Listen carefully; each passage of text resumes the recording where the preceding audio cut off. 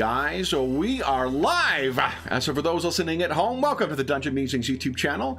My name is Kevin Madison, and I'll be your friendly referee today, but a different kind of referee, because today, while we are carrying on with our ongoing Borderland Run campaign, we are playing today, because we're down several players due to other commitments and whatnot, we are playing the first of our war stories in this campaign. For those who may be new to the channel or who only follow this campaign, in other campaigns what we typically do is sometimes take a break from the regular game and the regular campaign, the regular characters, and we'll play a war story. And what that does is allows us to not only see different parts of that same world where the adventure takes place, it also gives us a chance to play with new characters and sometimes new rules. And that's what we're doing today. Today we are using a custom version of the 2D20 system that powers things like Star Trek Adventures or Fallout or the last Conan game, Mutant Chronicles, John Carter, Dishonored, Accent Cthulhu. Am I forgetting any? Cohorts Cthulhu upcoming. Cohorts Cthulhu upcoming, correct.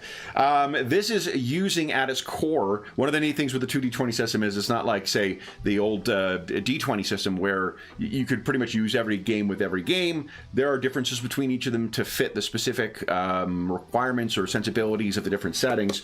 So we're using Homeworld Revelations, a game that was released as in connection with a video game that I actually haven't ever played, but it provides an interesting kind of hard sci-fi setting for it. So we're using that as the base for today's session. And with me today are some of the stars of the Borderland Run campaign. Why don't I go the order I've got you guys on the screen here, and why don't you tell us who you're playing today? First up, we've got Carl. Hello, I'm Carl, and I'm playing Dunan. And Dunan is endlessly resourceful, a resilient survivor, and trading is second nature to him. Very nice. And with him is David. Hi everyone, I'm David, and tonight I'll be channeling my inner Dane Loverick and playing Kudus, a heart-bitten soldier who speaks fluent sarcasm and is dedicated to his job as part of Ganzerik's horde. Nice. And as David has alluded, canny or keen listeners would pick up that there's a reference to Ganzerik's horde, and all of our player characters today are part of that, which was one of the factions that the crew of the Rift Wanderer encountered on the desert planet of, well, not the desert, but the planet of Hilfer. And that is where our adventure is going to take place. I will say that we are we're using a kludged together set of rules for this, which is to say that we may be talking about how things are going to play out on the fly, but that is part of the fun of running this type of adventure. So, without any further ado, let's dive right in. Oh, and for those who are tracking chronologically, this takes place about 2 weeks after our travelers left Hilfer. So, our scene opens, guys, with, I'm going to bring your tokens over here, with you guys traveling out from the Hilfer Lowport. Who are these good-looking fellas? Who are those guys? Now, as is not uncommon in here, on Hilfer, you guys are making, as native Hilferians, you are making use of a mix of mechanical and living creatures to ride out. You may remember there's those riding lizards that we saw in the thumbnail for this.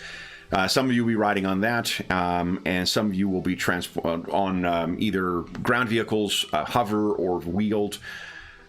And we see you guys making your way. We see a bit of some panoramic shots of you making your way well out, away from the low port, and to a. It seems as if these heroes or these travelers have been making their way across the surface of Hilfer for several days, based on the day-night cycles that we see, until they arrive at a encampment. And I don't have, unfortunately, more than one. I forgot to load a second one, so I'm just going to use the base once again here. Oh, you know what I could do, actually? Hold up. Let's use the Tech World Desert. Here we go. That's a pretty cool illustration, too. This is where you are arriving, and you are to meet with one of the... you could call them elders, you could call them like a lieutenant in Ganzerig's horde. You may remember that Hilfer is sort of built, or the stability of Hilfer is based around the balancing of three different factions. There is Ganzerig's horde, there's the Firedog faction, and there are the True Kings. Those are the major groups, but there are, of course, minor groups within it as well. The three of you, I'm going to include Jalakai in here because she will be a crucial part of your crucial NPC for you at this point. I think you have traveled together before, Kudus. You have likely been assigned as Jalakai's kind of like bodyguard, or I mean, I don't want to say bagman, but you're the body man, I guess, in a Veep sort of sense. And Dunan, I think you are likely the youngest of the three. Jalakai fills the role of a what was the I'm trying to remember the name I gave to her position. It wasn't diplomat. It was, let's see here. Liaison? Was it the liaison? Yeah. It might have been liaison, yeah. So she is the liaison, which means that she is the one who assists with interclan issues. Oh, I forgot to mute myself. There we go. So, why don't you guys, before we get there, why don't you tell us a little bit about how do you see the dynamics between the three of you at this point? Dunan is the one who is your... This is likely maybe what your first posting, Dunan, as far as like official responsibilities within the Horde, because you're the... you're the tracker, you're the mechanic, you're the guy who keeps everything moving, as it were. Okay. Kudus, you're the guy who, if violence is required, whether it's by one of Hilfer's, aggressive native wildlife species, or one of the rivals, then you deal with that. Jalakai is your one who talks and facilitates with the minor clans that are subservient to Ganzerig's horde, or even dealing with the other two major factions. What do you guys think?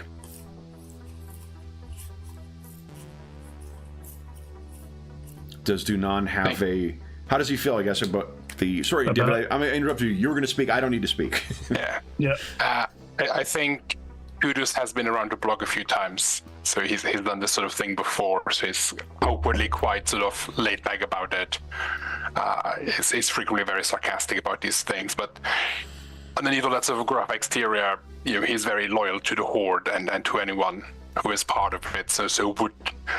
While not being the most friendly to someone new like Danan, getting his metal first, he'll be protective and he'll sort of guide, but it's all sort of shrouded behind the sort of gruff exterior and not being, but then inwardly being quite sort of protective of anyone like Jalakai or anyone. So if there was a fight on our way over, if some of the wildlife attacked, he would have, offered protection and made sure his companions were safe.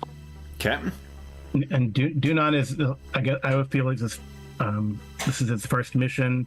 Maybe he's worked with the clan before, in the either taking care of the animals or scavenging, or fixing things. Mm-hmm. But this is his first actual mission outside of the normal duty. So he's kind of excited, but he probably doesn't want to mess up. Okay.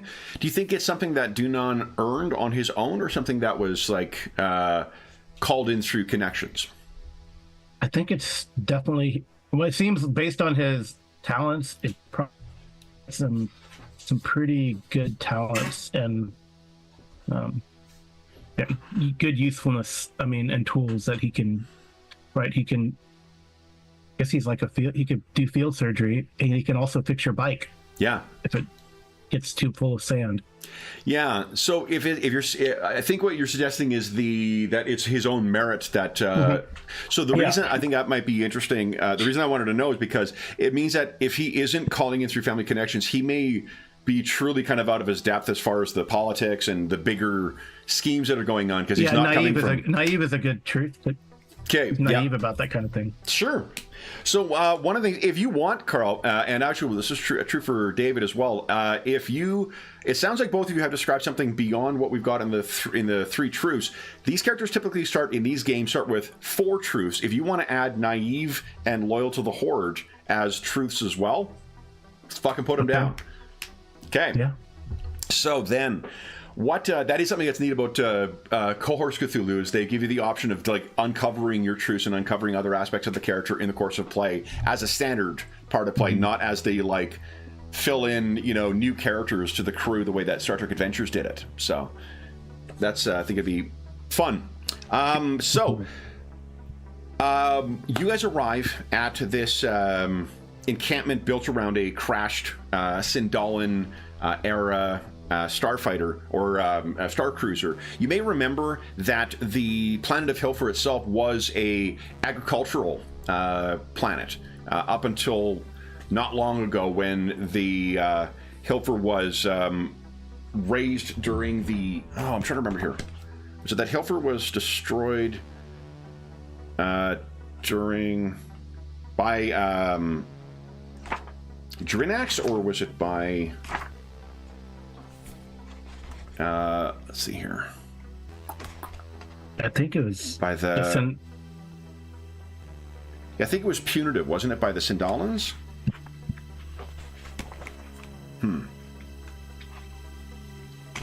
I don't want to go up and grab the book, so we'll just say that we don't. For whatever reason, there is a starship that has crashed here. I just don't remember offhand, and I've only brought the module in instead of my usual stack of traveler books. So what the person you are meeting with is someone named Orbe. Orbe is one of the lieutenants to Ganserek, and it's curious that you are meeting with... it's not unusual that Jalakai and her retinue would be meeting with Orbe. What is curious is that you've been intentionally given, it seems, no information in respect to your meeting. It is, incidentally, not uncommon knowledge among the members of Ganserig's Horde. This didn't come up in our Traveler game. Those in the know among Ganserig's Horde, and probably among the other factions as well, they know that there is psychics at play with the Intercessor. They know there's some kind of witchcraft or psychic power or whatever, depending on how, disconnected from sort of wider, and how superstitious the community is. Ganserig's Horde, and kudos to you in particular, having the some experience with advanced technology, you probably understand it as psionics as opposed to magic or the spirits speaking or whatever, but that's not uncommon. Like, it's known that the Intercessor can see into the souls of men.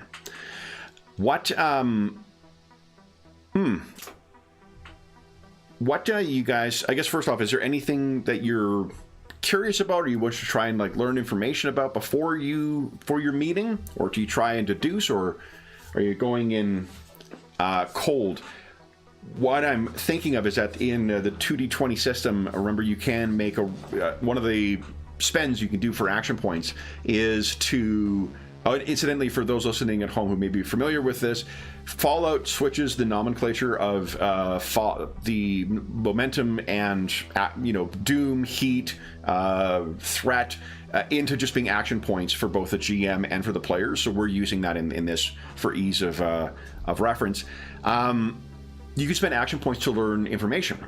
So if either of you wish to make a roll based on your maybe your insight or your reason and one of your skills, you may be able to try and gain some context for this. I think Kudus would have asked Jalakai what we're doing. He would like to know the parameters of what he's involved in so that he can adequately prepare for it. But as a good soldier, if he then says, above your pay grade, he will relent, but during the travels there would have been an attempt at getting more information. What are we doing here? Why are we out here in the desert? Yeah. So that's probably... What are you thinking? That's probably insight and either explore or command? I'm thinking command. Insight and command, okay. And do you have a focus that applies? Improvisation? Yeah, or tactics. I buy that. What he's getting at is trying to prepare as best as possible, or be sort of aware of the dangers that might be at play, so he can react to them or prepare for them. Yeah. Yeah, I buy that.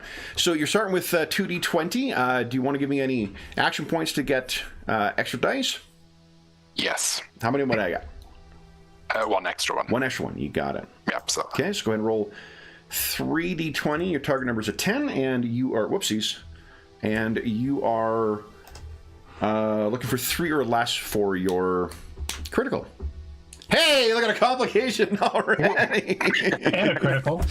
That is... And a critical. Yeah. So you're getting... That's it. 2 successes. 2 successes. And a complication. Oh, I don't have an immediate complication for you. So what I will... I'm just going to dump that into the action points for me. That's interesting. So what... you have 2 questions. So first, the baseline information you get from that. She will tell you that she knows that she was to meet with Orbe, and for us to be ready to... There is a task that has an urgent nature to it. And it's going to be... It's likely going to be a challenging one. You have 2 action points you could spend to gain information, or you can feed them into the player pool. Kudus will use one to ask or to find out if one of the other factions is involved. Obviously, David has a strong feeling which one it is, but I don't think Kudus necessarily is aware of that. So he'll ask, are faction politics at play? Well, what's the lowdown on that? What do you think this is me lazily stealing from something else, but do you think that the kind of dynamic between you and Jalakai are like friendly, or I recently started rewatching the Expanse, and I don't know if you remember what's her name, the Earth politician, her and her bodyguard have this really fun antagonistic relationship between the two of them. I don't know if is that what you see Kudus in her? Is she more, kind of jokey with you, given that you're such, you're so sarcastic? Or do you think it's more like a brother-sister or familial kind of bond? Yeah, I think we've probably been on a few of these missions before, so I think it'll maybe in contrast to Dunan, who still has to earn that right. Yeah. He sort of gets to see the sort of the banter and that sort of teasing, friendly. Sure. Okay. So I think it's more like a familial, maybe big brother, little sister sort of. Okay. What she says is, I don't know. And when I asked for more, I still found no more. It seems like they wanted us to know whatever they've got in mind. They want to make sure that we didn't know anything about it until we were given the task. If I was going to guess, I think I've heard what's happened with Firedog faction. They did something, and I don't know what, but it is something that is...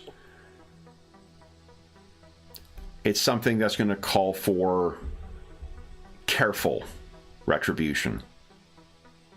If I was going to guess, that's what we're doing. It has to be careful, but not stealthy. And I don't know why we couldn't know more before going out. You have 1 more action point.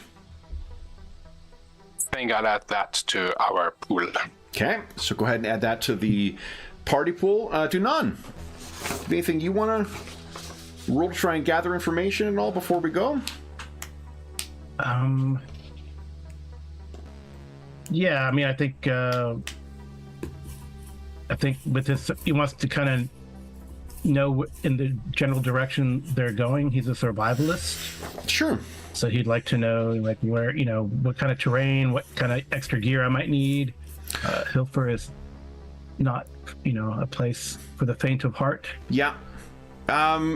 So if you do ask a bit about that, I think what you're not even gonna have to roll for this, just because Jalakai doesn't know anything about that yet. So there has not been yet any. She doesn't have sufficient information to be able to tell you one way or the other than saying that I think we're going to be going. I don't know. But wherever we're going, if they haven't told us what is happening, I'm guessing they don't want anybody knowing. So wherever we're going, they may wish for it to be silent or secret. So, unless there's anything else you guys wish to talk to Jalakai about before you reach the camp, you reach here, and let's call this place will be Stardown. The name of the camp, not a place that's necessarily a thriving community, but a place where Ganzerig and his people like to meet. It's safe because there's a fairly easy way of understanding anyone approaching this place, finding people. It's a well-controlled sort of secured location for you to meet. I imagine that Jalakai and Kudus have been here before. I'm not sure if Dunan has. So it may be your first time seeing this massive, ruined starship that has crashed down on here. You probably do a bit of, greetings with I haven't seen you in a while kind of stuff that Kudus would with some of the other. Do you think there's a name for your position to the liaison?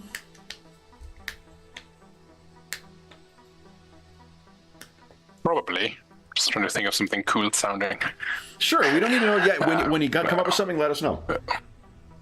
And ditto for Dunan as well, too. Dunan's got a pretty unique kind of collection of skills there. There may be another, cool name for what he does, a pathfinder or a ranger or whatever kind of all-encompassing handyman thing. The greeting that you guys all exchange, blessing of the burning skies upon you, as is customary among the inhabitants of Hilfer, and it's not long before you're brought before Orbe. Let me see if I remembered to load an illustration of Orbe.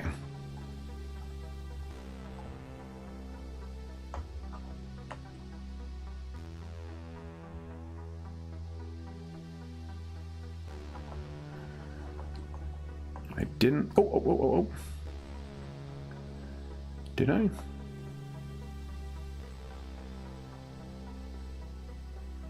I did. So here we go, guys.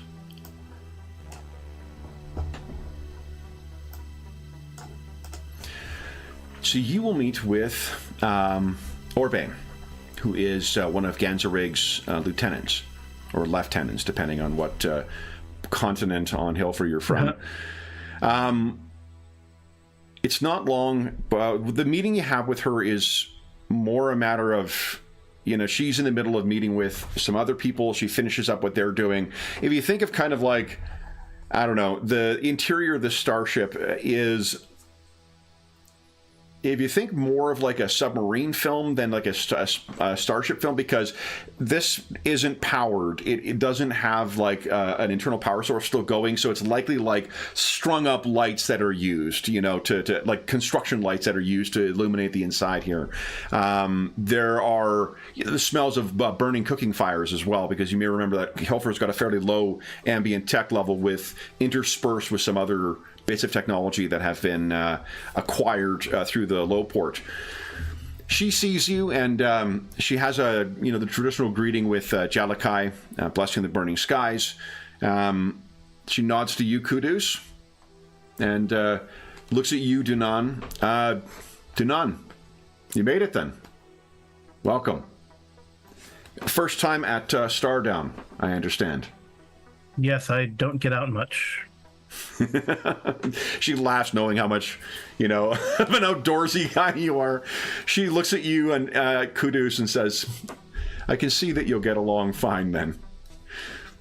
Come, there's a task we need to speak of, and you'll need to leave soon for this. So my apologies for sending you back into the desert so soon after arriving, but there's an opportunity. So she brings you into one of the, abandoned quarters, or maybe one of the, it would be either the equivalent of the kitchen or the lounge for the crew. She manually closes the door on this and then turns around and says, Ben, I take it that you all have heard rumors that Firedog faction attempted something, or, well, I suppose I should cut to the chase. One of Ganzerig's daughters was taken, and it seems that Firedog faction may have thought to use this as a way of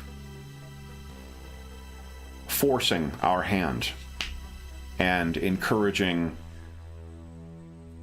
compliance with their wishes in the eyes of the Intercessor. Ganzerig has his daughter back, thanks to off-worlders who worked with one of our own. The peace of the Intercessor cannot be broken to avenge, at least to avenge this slight, at least not in the way that we would expect. However, we've heard from someone in the Cold Horizon Vagabonds, and both of you would know that this is one of the minor factions that is allied with the Firedogs. Someone in the Cold Horizon Vagabonds, it seems they weren't happy with how Firedog handled that whole situation, and it seems that they're open to sharing information. Now, the Intercessor and his witch, we cannot go to them and plead restitution, nor would Ganzerig do that. The Horde takes care of its own. But the Intercessor and his witches, they can see what you have seen. And what the Cold Horizon Vagabonds have offered is to show us something that will hurt the Firedogs worse than anything our blades and guns could do. We have yet to come to a full accord with them, but they say that we need to see it in person so that the Intercessor and his witches will know that what we are saying is the truth. They have not said what it is, but it must be. Ganzerig is convinced it is sufficient to merit this. What this means is that you need to travel through Firedog territory to meet with the Cold Horizon Vagabonds, come to an accord with them, get the location of whatever they say we must see, and then see it, and come back safely. Questions? Sure this isn't a trap. Ganzrig is confident that it is not. I don't know what his reasons for... Because we don't know what this is, and because we want to offer it to the Intercessor. We don't want him to discover it himself. If we are the ones who find this and bring it to him, then we will benefit.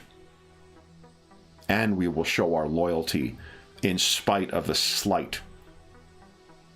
Ganzrig feels when the fire dogs fall, it will put us in a better position with the Intercessor. Now, I would prefer to arm up and cut down every one of the fire dogs. But Ganzerig's strategy, there is wisdom in it. And she looks over. Any other questions? No, seems straightforward enough. Walk through fire dog territory, pick up a high-value asset, and walk our pretty faces right back out. Don't see what could possibly go wrong. Well, we have 2 options for you as well. You can't very well go flying things that are tagged with fire dog colors. So we have things that we have 2 options for you, both of which have markings of the Dawn Comet Lords. First,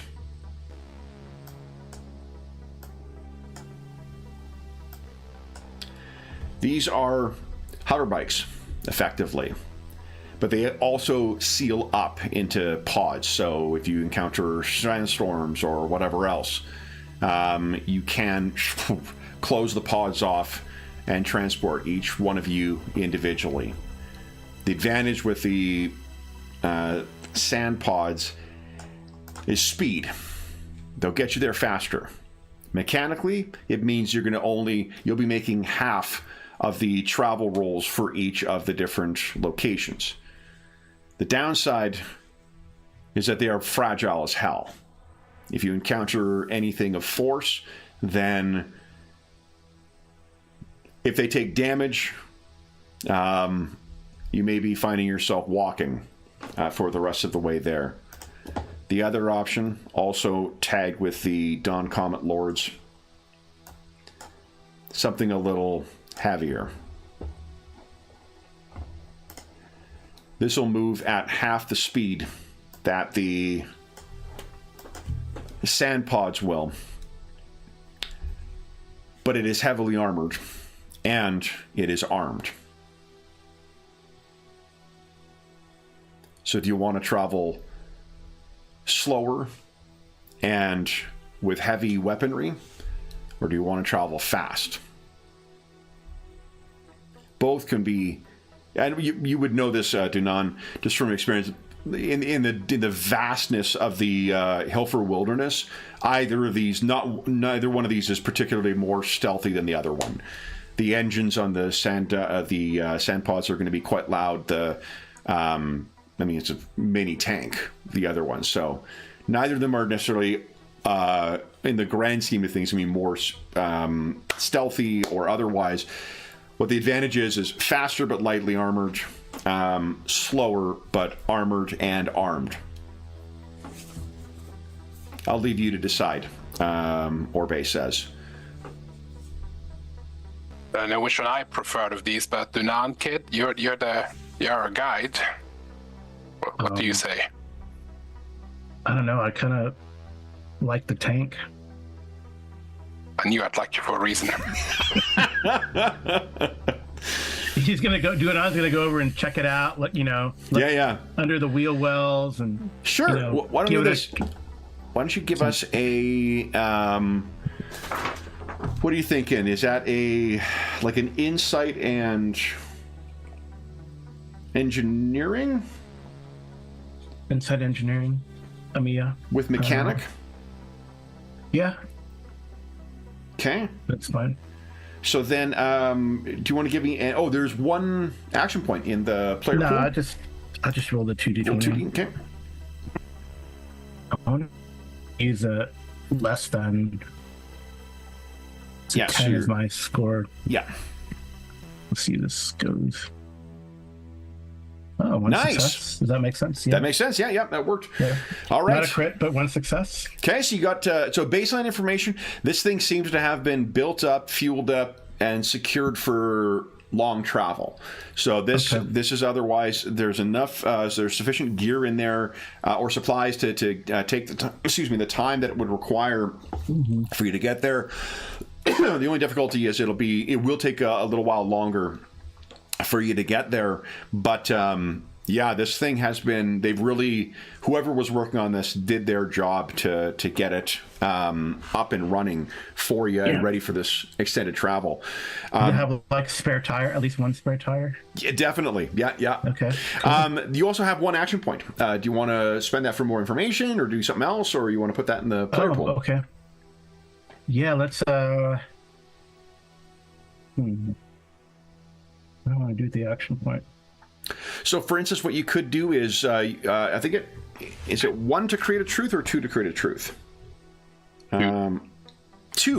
So it could be 2 to create a truth. So what you could do is, calibrate. You'd add it like a calibrated night vision. Or if you want to make another little modification, we'll add a truth onto it, and then if that comes up in the course of the adventure, you can rely on that to reduce the difficulty or to enable something. Yeah, I do like the night vision idea. What do you think? You can ask around. Yeah, sounds good. Yeah. Okay. Yeah. So I guess I add to the pool, and then we take the 2 out. You got it. Yep. Yeah.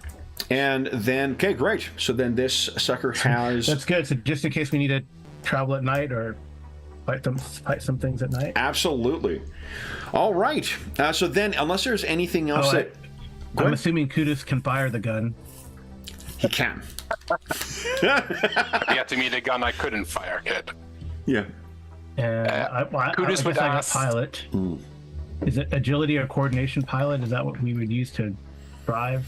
To drive the thing? Yeah. Probably coordination and pilot. Okay, yeah. I'm pretty good. Oh, yeah. Totally. Yeah, you're quite. Your coordination is quite good. Dunan's gonna be channeling his inner Nux. Nice. All right. Yeah. Anything? That's my favorite character from that movie. Nux was awesome. All right. He's really excited to be driving this thing. Okay. Anything else you guys wish to do at Stardown before heading out? We're just gonna catch a night's sleep and then. Yeah, I think we got supplies, but just in case, I know what snakes are, good to eat and which ones are not just venomous but poisonous. Yep. We call them snakes. They're probably not snakes. They're probably something snake-like. Yeah. Yeah. All right. In case, but I'm sure we're taking, more rations as well. Okay. Yeah, you guys Go ahead. Kudus will double check. Are we just watching something so it's in our mind and the intercessors, the witches can read it? We're not expected to bring this disgruntled person back with us. No. If you ask Jalakai about it, if you're talking around, maybe this is what happened. After you guys have inspected the tank, Dunan got the night vision up and running again. You're sitting around the campfire, in the shadow of that giant spaceship with some of the other members of Ganzerbeck's horde camped out, and if you ask that, we got to take us back. Jalakai shakes her head and says, "No. If I was going to guess, who do you think is going to try and position themselves to replace the fire dogs when they fall?" And the 2 factions, I'll put them in chat, guys, because I threw out the names and then. So the Cold Horizon Vagabonds and the Dawn Comet Lords. Dawn Comet Lords are what your markings are. Jalakai has the truth, friends among the clans, so I think she'll know enough about. She'll be able to draw on that to try and fake out anyone who encounters you as one of the Dawn Comet Lords are one of the minor factions that are under the Firedog faction. Oh, the Dawn Comet Lords are the ones to be benefiting. I would think if the Fire Dogs. Both the Cold Horizon Vagabonds and the Dawn Comet Lords are both under the. Okay. Yeah. The reason you've got them, the markings of the Dawn Comet Lords, is because they're allied with the Firedog faction as you're traveling through Firedog faction territory. Right. That's incidentally a truth that's on there as well, so you can feel free to take advantage of that as well. Okay. So, then anything else you guys wish to chat about? Got yourself all supplied up. This sucker's good to go. I guess, Dunan, are you giving this thing a name? What does it look like? It does have a face. I have to think of a name. Okay. Kudos, did you come up with a name for your position with Jalakai? I'm thinking something like Blade. Yeah, I buy that. Just very, very straightforward, very much like it does what it says on the tin. Yeah. When the talking fails, yep, the blades come out. The liaison's like from the blade. guns. Love it. I love it. Okay. Blade. I haven't come up with for me yet, but Okay. Ranger, but that seems too generic. But because he's also like a mechanic, right? I mean, Yeah, also, like he's really a I mean, even something as simple as like a guide. Yeah. Or even Tinker could be appropriate too. Yeah, I like that. You want think that? Yeah, So Tinker is good. yeah, the Tinker, the Blade, and Liaison. Love it. Yeah. Okay. Then I got to think of a name for this. for this vehicle. Okay. Yeah. So let's talk about your first day of travel. So there is going to be 2 different sets of terrain, basically, that you're moving through before you reach the Cold Horizon Vagabond camp. Because you're taking the slower vehicle, there will be 2 different survival kind of rounds in each of those, but you have different ways of approaching it. So why don't you each give us a D20 roll? And if you roll the same number, then there will be no choice for what path you are going to be progressing through. Okay? Nice. Ooh. Okay. There are 2 options that you have. And let me just put this big boy over to the side for a second. Because I loaded some images to help with the decision making. So the first one, let's see here.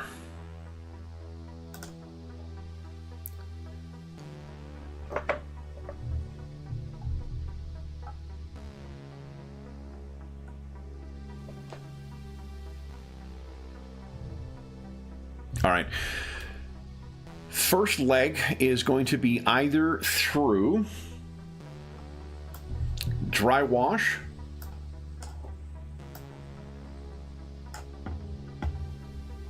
on the left there, guys,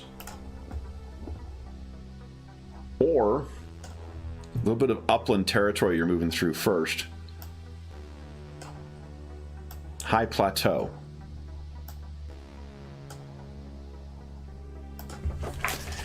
The Wash has truths like firm ground, intermittent shade, and travel and camping are a little easier, making your way through there, although getting lost is significantly a risk. High Plateau will have ever-present winds, I can see for miles, as truths, and it's a little harder to get through. But there are... The left is the plateau, right? Left is the Dry Wash. You'll be moving through canyons and badlands. The other side, you're traveling through those higher mountain regions. I'd rather do High Plateau. I like the I can see for miles. Doesn't that mean the others can see us for miles? Yeah. I mean, it's good for but- sniper fire.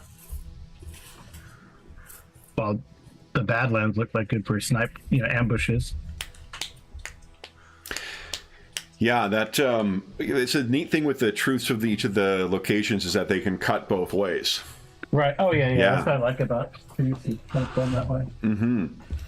Well, you're the guide, Danan.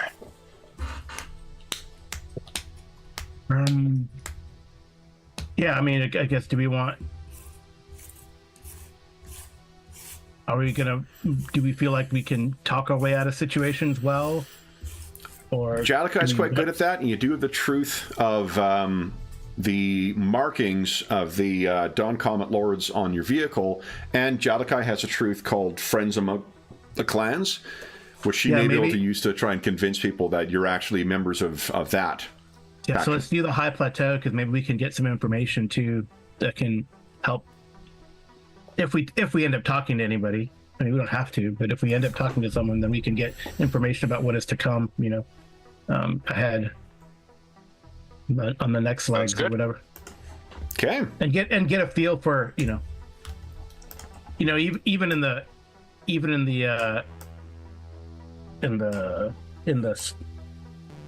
corral, which is what I guess they call where they have the mechanic, the vehicle bay or whatever. Yeah. Even in the corral, we have our little politics, and I don't understand any of this stuff, but maybe talking is good. Okay. It's Yalakai. Everyone's friendly, right? I mean, yeah. She grins and says, "Are you angling for my job?" Oh no, ma'am, not at all. She winks at you. I like sitting behind the wheel of a nice tank thing. Okay. Then let's talk about travel rules. So morning comes. I guess. Do you think you travel at night? Is that? I mean, in the desert, I think traveling at night is a little better. Yeah, likely for. Especially since we can kind of see in the dark. Yeah, and actually, so one of the things is getting lost. But the thing is, you've got that truth for night vision, though, so that would likely decrease the difficulty for the navigation.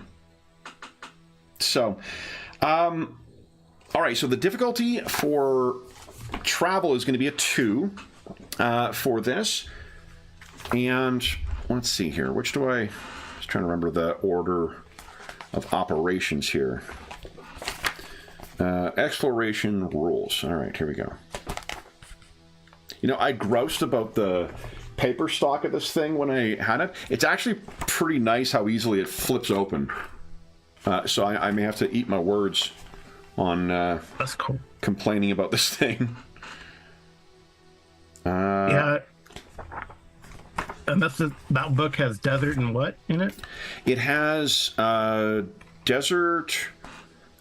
caverns and caves, desert, forest, jungle, mountains and hills, and plains. To be honest, the ones I bitched about the paid PDF, DLC for it, and I still think it should have been in the fucking book. But those ones are much more niche. It's like moor or swamp or something. Yeah, it was swamp and jungle. I think. And like jungle, I would have thought would have been covered by. No, jungle is in here. Okay. But there was swamp was one of them, and I can't remember what the other one was. It might have been like Arctic, maybe. Oh yeah, maybe because they have that couple Arctic adventures in there. Yeah, I mean it's whatever. I just feel like that shit should have been in the book itself instead of being published separately. But what are you gonna do? I'm sure there was reasons for it. I do take back. I still maintain that complaint, but the complaint over the paper stock and the cover, I take that back. This is actually pretty cool. All right, so then the order then is to, I guess let's roll for any events first. So, who is your scout, do you think? Who's keeping watch here? I know Dunan is going to be rolling for the survival component for this. Okay. But Kudus if Dunan is driving, Kudus will be in the gun component and keeping an eye out with the gun scope.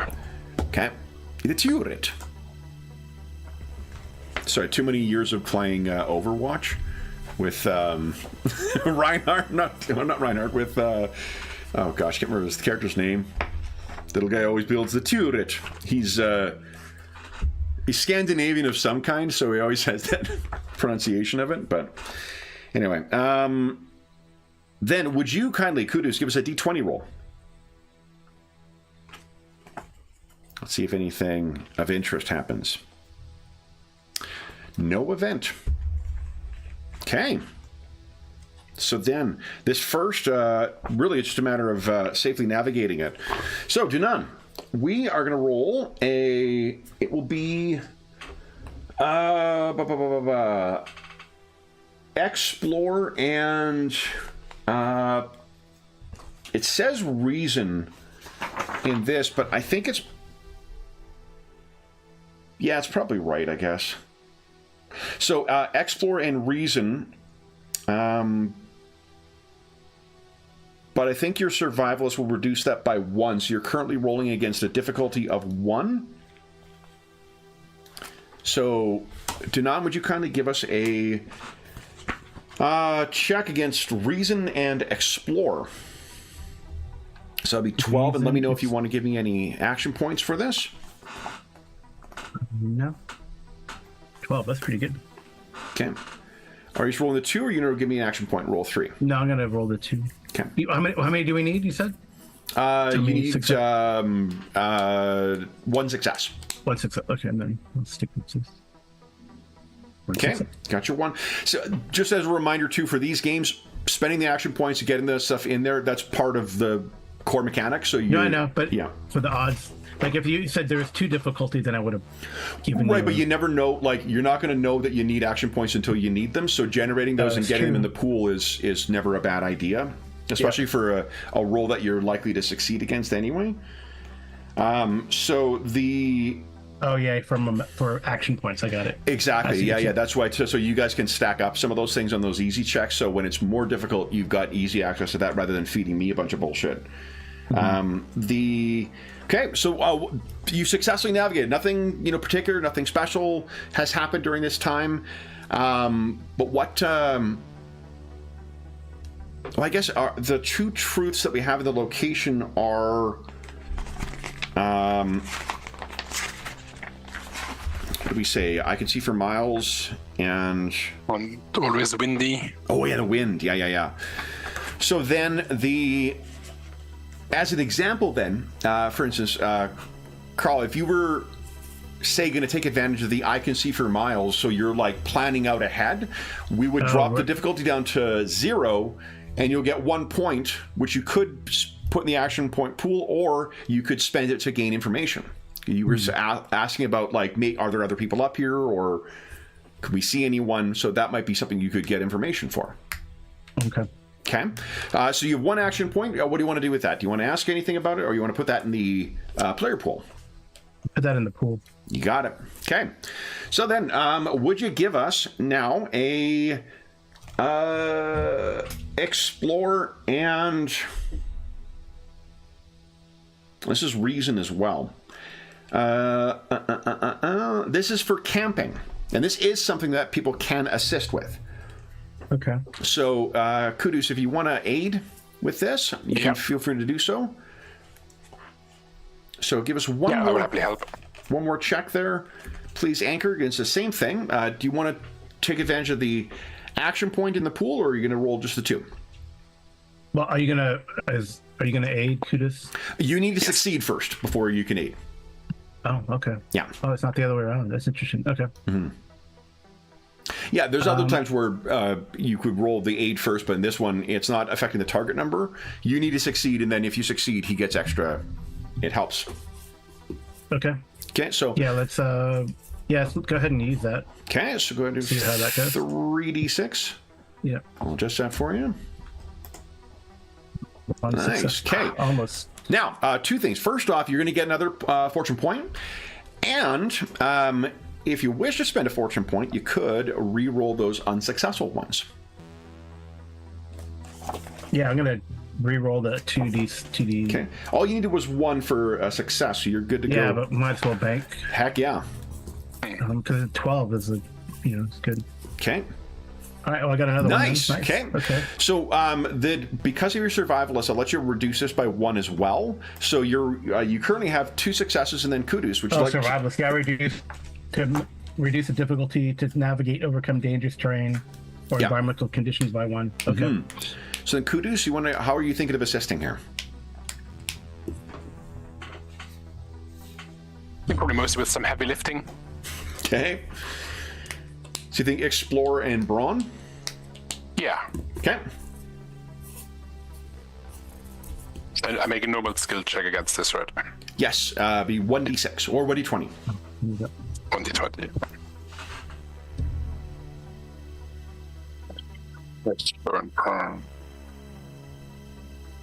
Nice. So that means you guys have 4 action points. Oh, wow. Oh, wait, 1, 2, 3 Three, action points. three, I can't three. add. Yeah. 3. So in the first leg of this camp, you guys are making great progress. You don't see a single human being through this. You come across no oversized lizards, no snakes, or whatever the Hillfarian equivalent is, and you don't get lost. So, what's the mood like around camp? I would say, well, Duna's, he's like, I guess this is the boring part. The comment he makes. I guess we should enjoy it while we can. Okay. Kudos. Yeah. These don't last very long very often, so I planned ahead, and he'll reach into a backpack or something, pull out a bottle of whatever moonshine they had at that Starfall or Startown, and sort of pass it around. Awesome. But I think he'll also more towards Jalakay, because Dunan is into it all, will say something. I think Kudos isn't too pleased about this whole we can't just go after the fire dogs. He would prefer a much more direct approach, but ever since Intercessor arrived, the old ways aren't, Yeah. There'll be a bit of like just grumbling, but not like overly angry or anything, just a bit of old soldier grumbling about why can't we fix these things the way we fixed them in the past. Absolutely. There's many among Ganzerig's horde who likely would wish to solve things the more simple way. Jalak, I might point out as well that it's likely that there was to restrain it, to keep the information from the rest of the horde as best he could that his daughter was kidnapped. That's got to be a heck of a burden for a Hillfarian to bear. His blood must have been calling out for revenge. So if it's something that Ganzerig can shoulder, then surely it's something we can. Jalakai, diplomatic as always. Yeah. I'll drink to that and also refill the... Okay. So then, with the first little leg of your travel done, you have one more in this high plateau, and then you're potentially moving into a different biome. So, we're doing the same thing. First off, Kudus, would you give us a D20 roll? Let's see if anything of interest happens.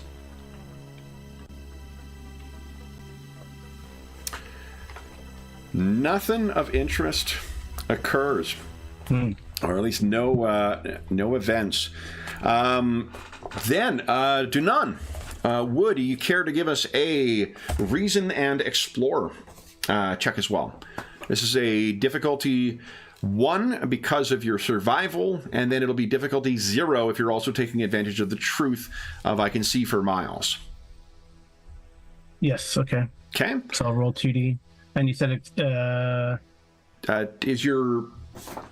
Reason and Explore.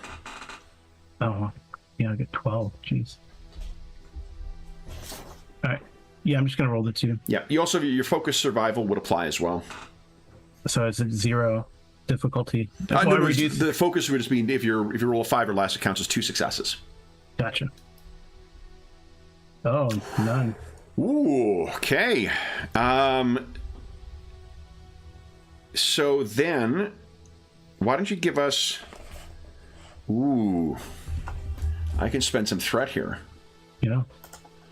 So let's drop that down to 0.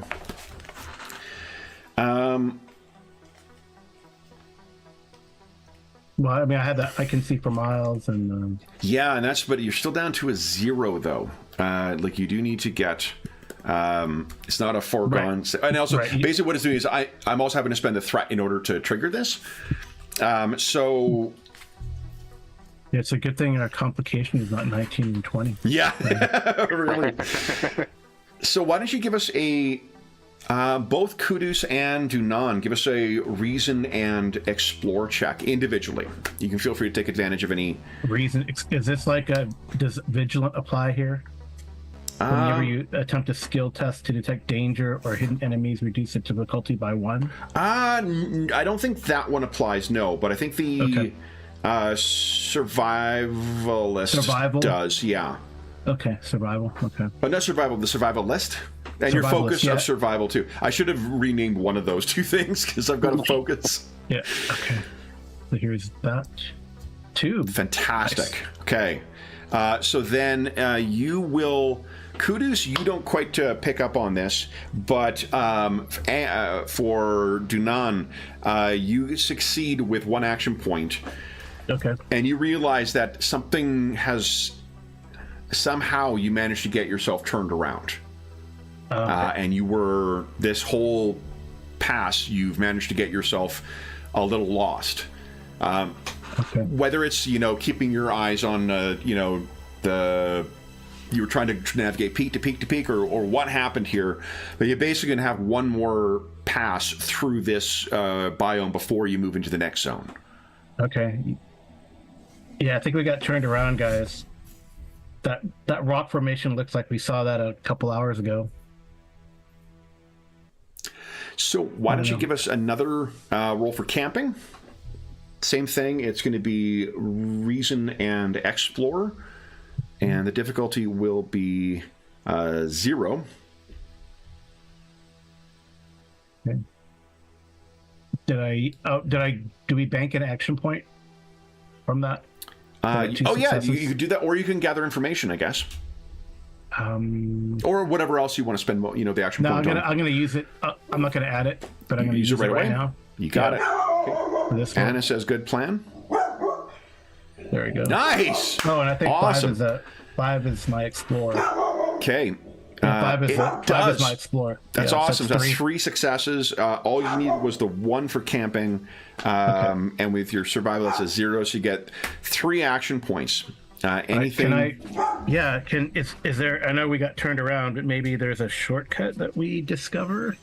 For 2? Yeah. If you want to spend 2 for a shortcut, what happened? Sorry. Sure.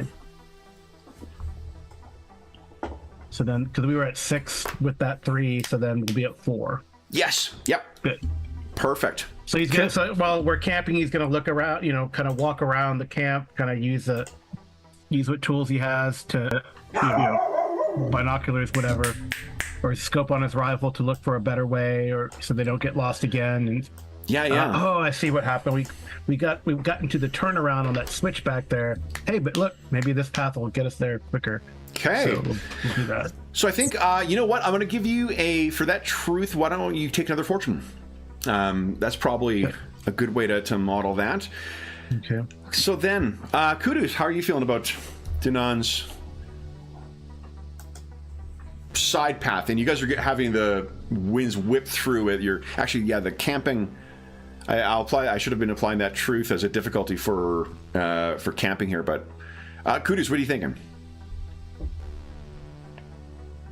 I think he's been around long enough to realize these things happen, but because it's Dunan's first sort of mission, he'll jokingly, but that'll be so. I've been told you were the best we have, kid, and you got us lost on the second day. Not looking good. Well, this is just pretty country. It's good to. I just wanted to spend an extra day. I want to spend an extra day in the high country. Look at the views you can see for miles. I mostly see dust from the winds. Jalikai says, all right. You've got a short path or a shortcut now, Dunan? Yep. Okay. Then we'll get back to it. And these are sort of abstract. It's not necessarily one night. Each of these travel periods is sort of like one segment of a montage. Then we've got one more day in here, or one more pass. I just said day. Jesus Christ. Bush League DM. Wood, Kudus, would you give us a D20 roll, please? Let's see if there's any encounter. Look at that. Robbing me of any random encounters. You've had your fill, Madison. So then, Dunan, it is once again a survival check. I have no threat right now, or no action points. Yeah, so, and you got 4 in the player pool. How many dice would you like to roll for your survival check? I'll roll 3 because 3. Okay, so I'll put it down because 3. 2 failed me last time. Yeah. Okay. All right. And survivalist applies, right? Survivalist applies, yes, and your survival focus. Okay. Why don't we change survival, the focus, to wilderness travel? And that'll probably be easier. Yeah. Okay. Nice. Okay, so you're gonna get 1 action point from that. Oh well, actually, so it's the 2 and the 4 under. Yeah, the 2 and the 4. So that's 1, 2, 3, 4. That's 4 successes. 4 successes. You have 4 action points from that. Why did it only tell me? You got the higher than the wrong way around. Yeah, but got the wrong way around. That's right. Okay, so then, oh no, that's 5 successes, right? 1, 2, 3, 4. Yeah, 5 successes. Yeah. Okay, so what are you? That's 5 action points you generated. Can we? Because the shortcut actually works, and we can bypass something. I don't know. That's. Why? Let me think here. You know what I'll do? How about this? Why don't we roll 3 times for your next zone, and you guys will have 3 options to pick from. Sure. That was sort of your vantage for that. So that'll be a 2-point action point spend. Yeah, leaving. So I got 5. Yeah. So now our max is 6 now. You got it. Yeah. You got it. Okay. Then, what do we see? What does Kudu see? Thinking? Does he expect this leg of the travel through Firedog to be as quiet as it has been? No, he's impressed with clearly the pep talk the other day helped. The kid has sort of now gotten it together and knows what he's doing. But yeah, I think he's maybe not suspicious, so just it's a bit off-putting that we're so now this deep into Firedog terrain now, and we've not been challenged, we've not encountered anything. It's just unusual. He doesn't like it. Okay. And I think since you're maxed out on your action points, and because you rolled, so well for that, we'll skip the camping for the last roll. So then, because the only thing you potentially would get is either more action points, which you've already capped out on, or you might suffer a consequence, and I'll let you avoid the consequence altogether. So then, would Carl, would you give us 2d20, and David, would you give us a 1d20 roll? And I'll tell you what your 3 options are for this next 8, 11, and 18. Okay, excellent. Let me go to this thing here. All right, so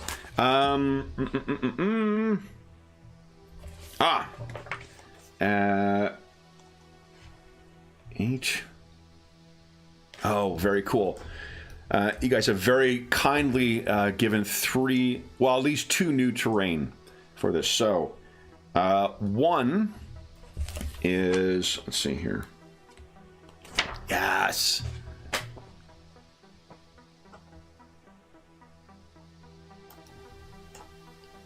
One are lowlands. So this will be a bunch of oases, patches of brush, and even tracks from caravans who have crossed the desert for centuries. They have the following truths: scrubby brush and trees, and precious moisture. The second option is...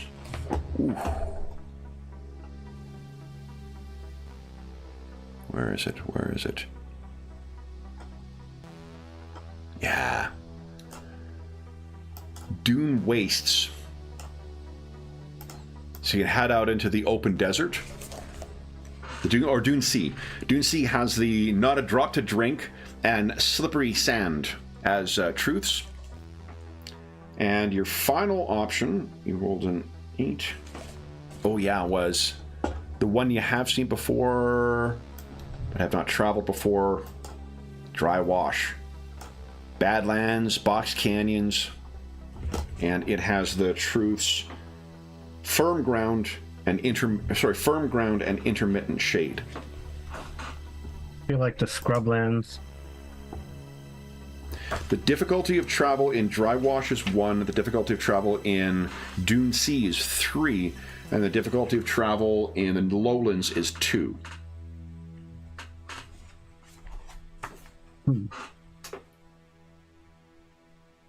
Yeah, I think the Dune Sea is definitely out. It sounds Dune Sea's out. very pleasant. Okay. And I don't know, maybe we can resupply out on the grasslands. I mean, I don't know. Yeah. But then this is easier to travel through. I would say if it's easier, then let's pick that one. Let's get this done. Yep. So speed. Okay. Let's take that one. Alrighty. So you're heading into Dry Wash. Mm-hmm. Let's make this bigger. Oopsies. Moving it over instead of resizing. Here we go. All right. So then, let's start with another encounter check for Kudus. Thanks, Kudus.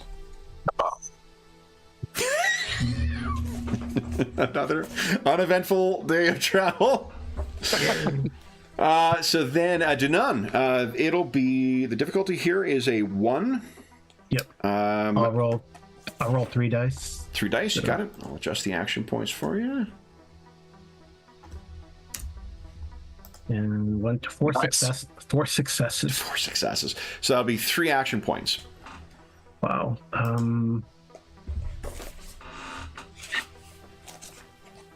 3 action points.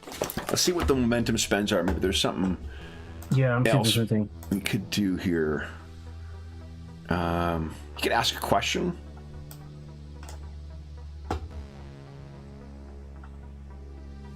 Is there a settlement in this area?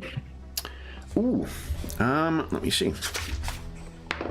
It's 2.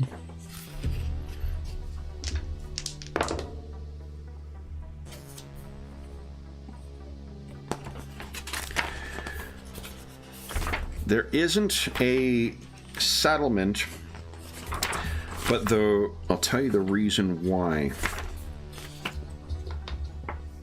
This was in Dry Wash. There isn't a settlement, but the reason why, this place is prone to flash floods. You can see, I think, as you're traveling along, Danon, you're maybe, when you guys are taking your breaks or when you're camping out, you can see there's signs of, like, I'm trying to think what the signs would be. It's probably like small growths of vegetation that looks hardy and whatnot, but quite small. The kind of stuff that would grow in the aftermath of a wash. Mm-hmm. So you guys are going to need to be cautious in here, just because why don't we do this? Because you're going to have access. The other 2 action points. Then I would like to create a truth that we find keep to the high ground. We find like a passable.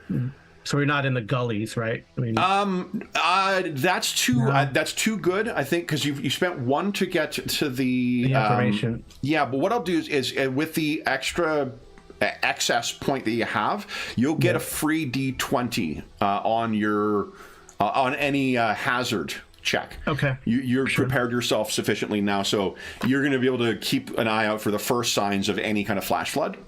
Yeah. So then we bank the last one, I guess. Okay, so you're back up to 6. Yep. All right, then camping. Camping is a 1 here. No, I think it's a 2 in 2. Yeah, camping in. Okay, camping in Dry Wash is 1. Wow. Okay. Yeah, so you're good with your survival. We'll bring it down to a 0. Jeez. Yeah, but I don't know. When I rolled a 2 that one time, I didn't get any successes. So, Yeah. so I'm going to use an action point to roll You got 3. it. Okay. 2 successes. 2 successes. Good stuff. So you'll be able to bank those. And let's... do you have any other question about what to expect here? How many more... Oops, we're dead. How many more zones do we have to go? You only have, one more. Okay. Before you reach here, there'll be one more day of rolling, and then you're going to reach the Cold Horizon Vagabonds. Okay. So it's just the one more day of travel, or one more phase of travel. Okay. Okay. Then the evening, or your camping for the first part of traveling through here is good. So then it is the final zone to move through. Kudos, would you give us a D20 roll, please? It'd be pretty thematic if it was a flash flood. What the hell? Holy smokes, we actually have an encounter. All right, so then, let's see. This is after we're kind of driving, right? As you're which? As we're driving out or while we're camping? This is while you're making, this is the final zone that you're moving through while you're traveling. Would you give us another D20 roll, please? Kudos.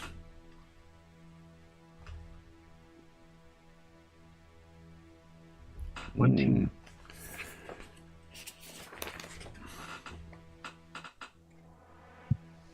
Now that is interesting. Okay. As you're traveling along,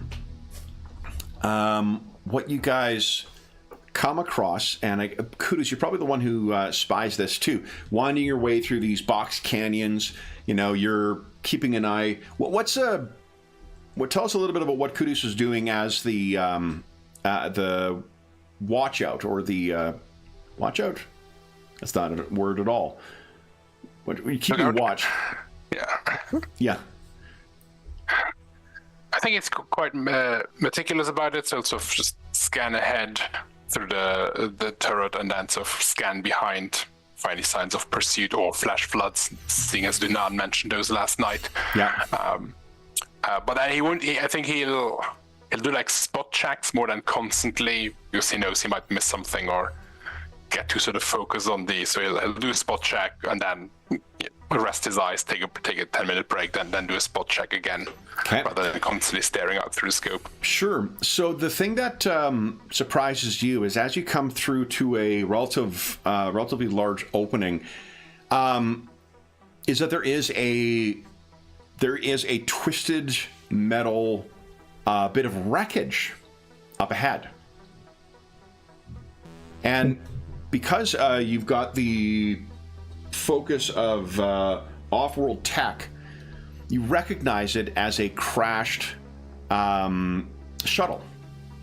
Something that would be something that isn't streamlined, that would transport people from orbit down to the surface.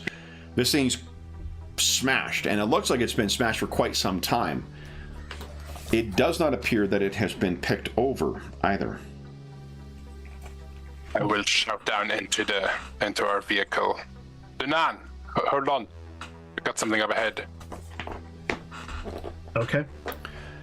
So when you look through the front there, Dunan, you can see this, and this is, oh boy, this is something you can scavenge for parts. You can make a reason and engineering check to try and it's difficulty 2, and for every success and every action point you spend, you can salvage 1 supply unit. So if anything breaks down in your vehicle, you can use those parts to try and keep yourself up and running. Okay. Yes, I get out and get to work. Hope this doesn't delay us too much. Okay. I'll use I got an 8. So an 8, it'll be difficulty 2. Let me see if I have it. I will happily support you, given I know a bit about off-world tech. Yeah, you can do that. So how It doesn't many look like... are you rolling? 3? I'm gonna roll 3. Okay. Does endlessly resourceful truth apply? Let's see here. Would it apply? As a truth? Well, I have endlessly resourceful. Yeah. So that'll reduce it down to a 1. 1. Okay. Yeah. Let's see. 1 success. 1 success. Okay. Then Kudus, go ahead and roll your assist. Keep doing that. Sorry. Nice. All right. Oh, good. So you guys get 1 action point out of this, or no, 1 extra supply unit. 2 supplies. Yeah, two you guys supply units. scavenge 2 supplies out of here. Okay. And then do none. Give us a d20 roll too. Let's just see if there's anything extra of interest in here. Anything special. A 12. Nada. Okay. It looks like this may have been picked over before, but you managed to scavenge some pretty good units out of it. Mm-hmm. And I rolled for another encounter. Nothing occurred during your time here. So that means you can just make your survival checks to get yourself out of here. Okay. So that'll be difficulty of 0 once again. All right. And that's against my 12. Yeah. That begins your 12, yeah. 2 successes. 2 successes, nice. So you got 2 action points. So why don't we say this is probably why they drop the they say that the action point pool drops by 1 per zone. It's because to avoid this kind of thing. So why don't we top you up at 6, and we'll say it drops down, so you'll be going into the encounter with the Cold Horizon Vagabonds with a full momentum pool. But you travel out of here, and you'll be having your meeting. We're already at our mid-session break, guys, so why don't we take our mid-session break now? Then we'll come back and see how the meeting with the Cold Horizon Vagabonds goes. So for those listening at home, we'll be back in about 5 minutes.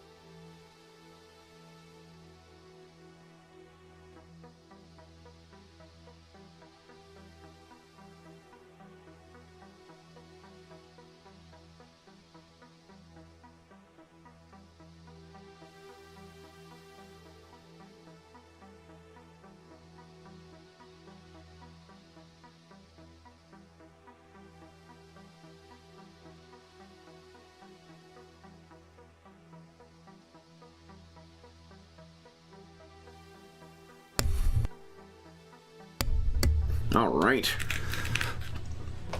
For those listening at home, hope you're having a great start to your weekend. Apologies, I'm going to look away for a second here to...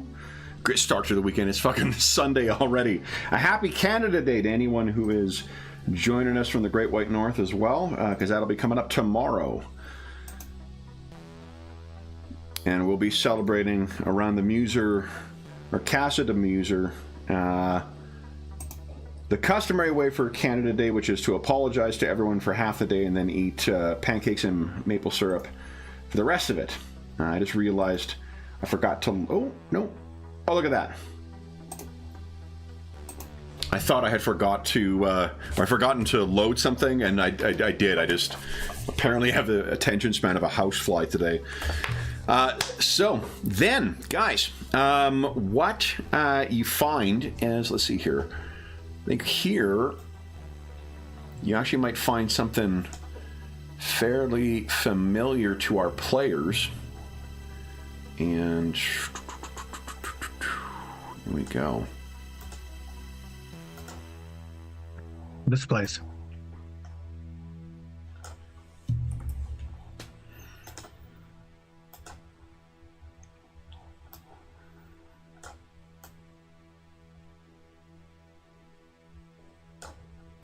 Now,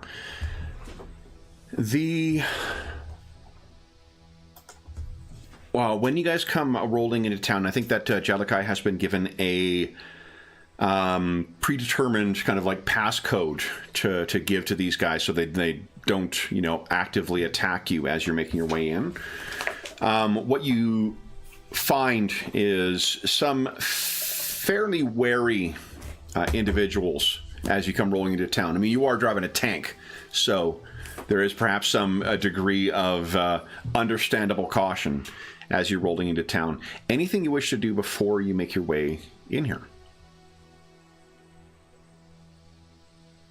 As we approach, Kudus would want to see if there's any defense perimeters, any turret placement, anything that would give a hint as to how heavily defended this place is, or how easy it might be to get out of here should we need to make a hasty strategic exit. Are you thinking insight and combat? Yeah, that's probably maybe reason, insight or reason, but probably insight. Yeah, insight and combat. Yeah, I find I think insight we don't have. Let's see what at least what Homeworld says the thing is. I think I've been reading it as like any way of drawing inference from stuff that you're experiencing as opposed to interpreting knowledge. But I think that it might actually be the social stat. And it's meant insight in kind of a 5e kind of way. But let me double check here. Insight is your character's perception, instincts, and ability to comprehend the world around them. Insightful characters are often observant and shrewd and are often said to be wise. So, and then reason... Yep, insight sounds good. Okay. So, insight and combat and tactics, I think your focus would definitely apply here. Yeah. And I will use an action point to roll an extra die. You got it. So the difficulty here will be a 2.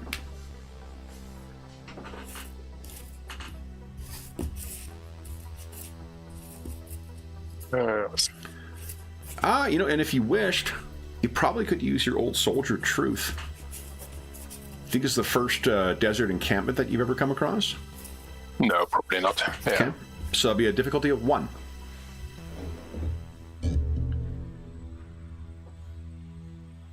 It's 2 successes then, thanks to my tactics focus.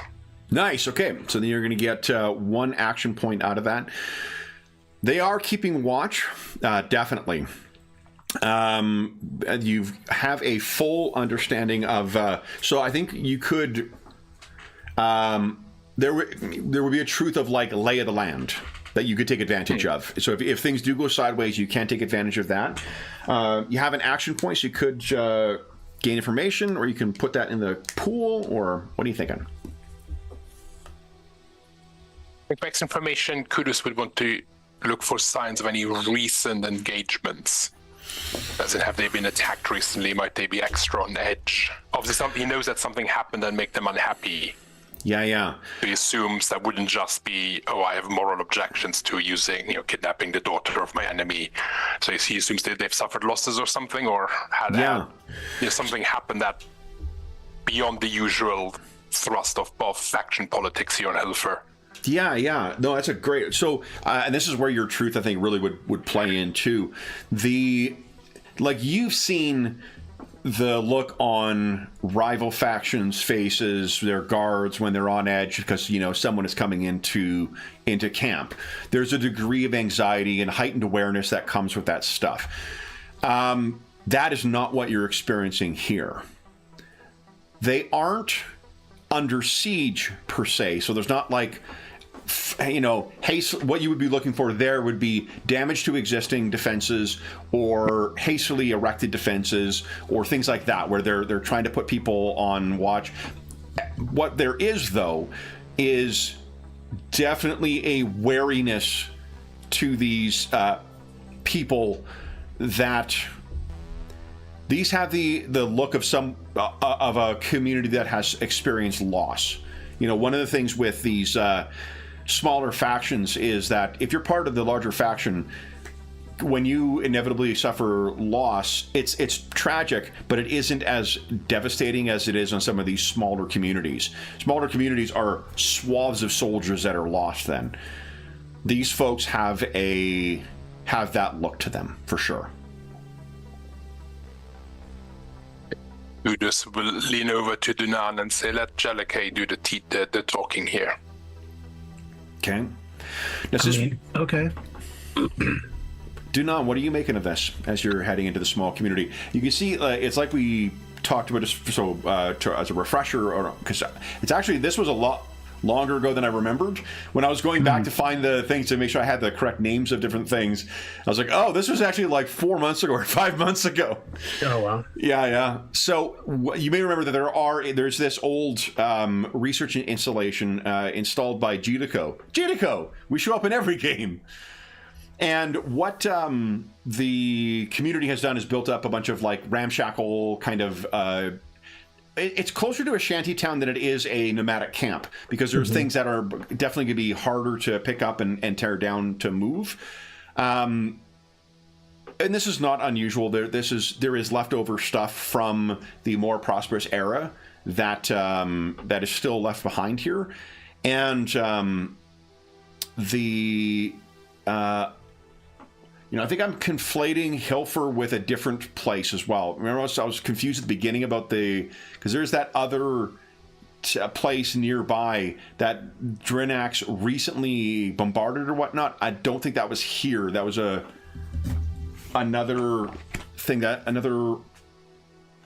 where is it here? Well, I checked in the Trojan Reach book. Hilfer was part of Drinax and rebelled and paid for the rebellion. That's what it was. Awesome. Okay, and then it's like...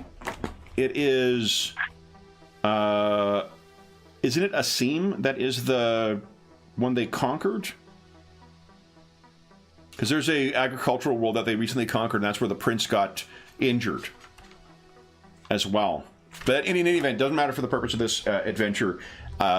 Yes, so we got I conflated Hilfer with a different planet, so awesome. Then,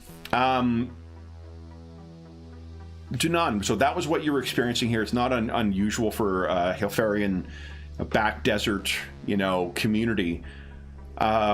What's your impression as you're coming in here?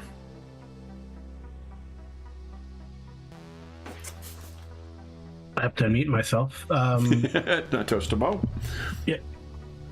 Yeah. So he's kind of wary, a little excited.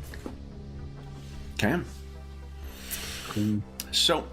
When Kudus tells him, don't, let Jellicoe do the talking, he's like, okay, I'm going to, as much as I want to ask a lot of questions about these people, he's, How does Dunan feel when you guys do park and you get out and whatnot? People are really impressed with your as yet unnamed desert tank. Yeah. Does Dunan take a bit of pride in kind of yep, that's my... Yeah, she's a beauty, isn't she? There's some kids who are really impressed with this thing. And it seems like if they let them interact with us, I'll let them get on the hood, you know? Okay. Pick them up and put them on the hood or whatever. Yeah, and this is probably the type of community where you're going to have you would have a hard time doing, as soon as the thing is open to that, the kids are clamoring all over this thing. So because we don't have a player playing Jellikai, I'm inclined to just let that happen off screen. So that will, because I did have something written for that, but we can also, I think, unsurprisingly, we are making our way through this slower than what I anticipated. So, shocking, I know, for one of our sessions to take longer than I expected. But so she will disappear into the encampment, leaving you guys outside. And what are you guys? So, Kudus, you know what's going on here. That these, while Dunan seems to be making a good impression on the kids, there still are the guards watching fairly warily. Do you do anything while Jellikai is plying her trade?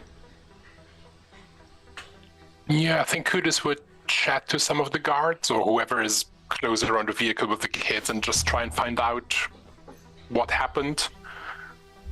Sure. Okay. So I think I'm going to set the difficulty as a 4, but there are, for one, remember you got, what do you call it? You got your truce you can draw on that you can spend fortune to get automatic successes, and you got a shit ton of action points right now.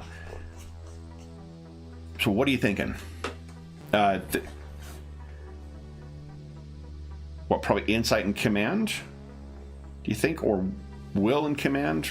Reason and command, maybe, if you're trying to bamboozle them? I don't think it's much about bamboozling. It's more like sort of maybe one soldier talking to another. Okay. And just sort of maybe making a comment or noticing their arrangements, or that there seems to be an air of loss, or say he'll just sort of, if they stonewall him, he won't pry too much. It's just more curious and try to sort of, just sort of small talk between soldiers while we wait for the talkers to get it over with. It does sound like you're relying on the old soldier truth as well. Okay, so that'll bring it down to a 3. And do you wish to spend any fortune on this? Yeah, I don't think we've spent fortune yet, so no. I'll spend a fortune on this. Okay. I think Dunan spent one to re-roll, but if you spend it to get the automatic success, so that'll be, you got 2 successes, you'll be making your roll only to try and get 1 success. And you have up to 2 extra dice you can add. Because, you can buy up to 3 extra dice, but one of them has already been set to a 1 because of the fortune. Well, I'll spend 1 action point to roll 3 dice. You got it. Roll 2 dice. Because remember, the way fortune works is it counts as if one of your dice has already been set. Yeah. It would be 3 action points to roll 3 dice. It's in Conan where it adds an extra. And they've changed over the course of the iterations. I think Conan also has the set to sets to a score. To 1. Yeah, I think you're not ever able to roll more than 5 dice. You just count the 1 as if you rolled a 1. I could be wrong. It's been a while since I've run Conan 2d20. So, yeah. But do you want to roll 2 dice? Or you want to roll 3 dice? 2 dice. You've answered my question. Yeah. So, all right, and okay, so that's 1 extra, and that's the extra success you needed. So you can appreciate that this is a fairly reluctant group, but I think that you definitely managed to break the between your sort of sarcastic and casual presence and also the fact that you are, you carry yourself like a soldier, it allows them to get a little bit of back and forth. What you find is someone recently raided them, and the sentiment you get from them, I'm telling you, man, the sentiment you get from the people you're talking to is, Fire Dog let this happen. So they suffered someone coming in and raiding them, and it's Firedog. It's more that Firedog couldn't protect him. It's that Firedog is responsible for it. You could spend other action points to get other information if you have other questions.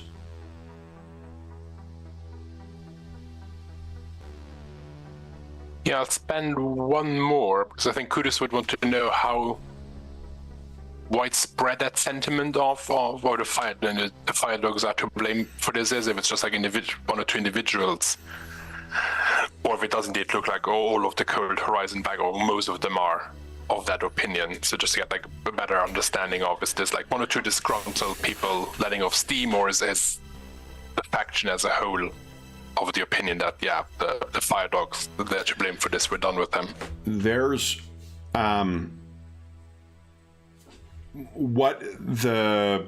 whatever happened, it cut to the core of the vagabonds. They lost a number of key people. Not necessarily like, they didn't lose like an engineer or, in that sense, but they lost like well-loved warriors, in the clan. They lost people who, it seems like the clan head of the vagabonds, his son, very well liked, dead as well. And you don't get particulars with that momentum or that action point spend, but you get the sense that it wasn't an honorable death. It wasn't something that was like death in combat. It was something happened that just fucking killed them all. So, I think with your focus of off-world tech, like there's all sorts of... One of the things that, off-worlders have an advantage of is they can show up with effectively invisibility cloaks, or... weapons that can vaporize 10 men standing in a row, or whatever else. Like, there's just all sorts of terrible things that can suddenly come to you if the wrong amount of attention is focused on you. And that truly seems to have hit these people hard, and they're squarely blaming the fire dogs for that. From what you've heard, you haven't learned why they necessarily blame the fire dogs, but the sentiment seems to be widespread of fuck those guys.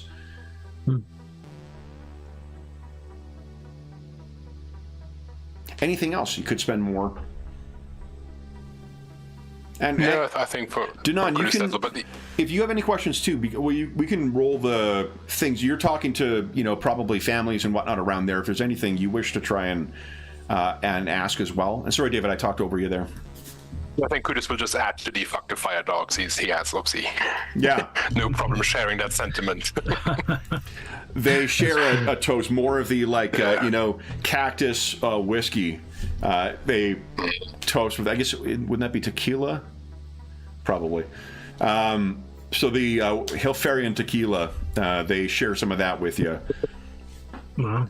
Dunan, Nice. do you have any? Yeah, I mean, he's got, like you said, that they look like psychologically something's happened. So if I could use like Insight Medic to kind of talk to the families and Yeah.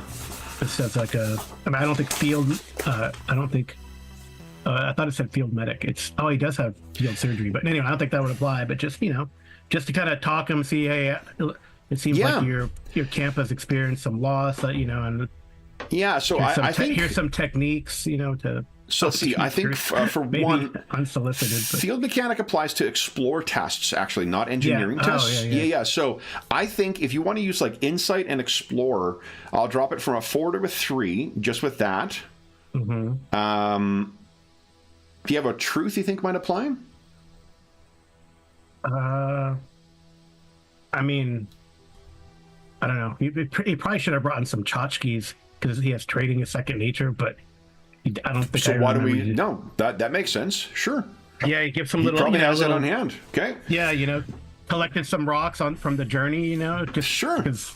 So you got that'll bring it down to a 2. Okay. So do you wish to spend any action points on that, or a fortune? No, I'll spend so Insight Explore. That's pretty good. It's pretty good. I'll spend 1. Okay. Sorry, one fortune or one action point? One action point. Okay. Oops, I don't know why I did that. I want purple. See, I routinely kept adding, when we were playing Fallout on Friday, I kept adding little symbols in, and guys were like, wait, what's going on? Man, that's crazy. Okay, so 14. Insight Explorer is 14. Okay, so you're only 3 days against a 14. Yeah. And 1, 2, 3 successes. 4 successes because Explorer is a 5, so... Oh, yes! Yeah. So then that is 2 action points you got out of that. So first, your baseline information that you'll get is that, it seems like if you ask some of the kids, I think, or the kids talk about it, there are monsters that came in the night. No.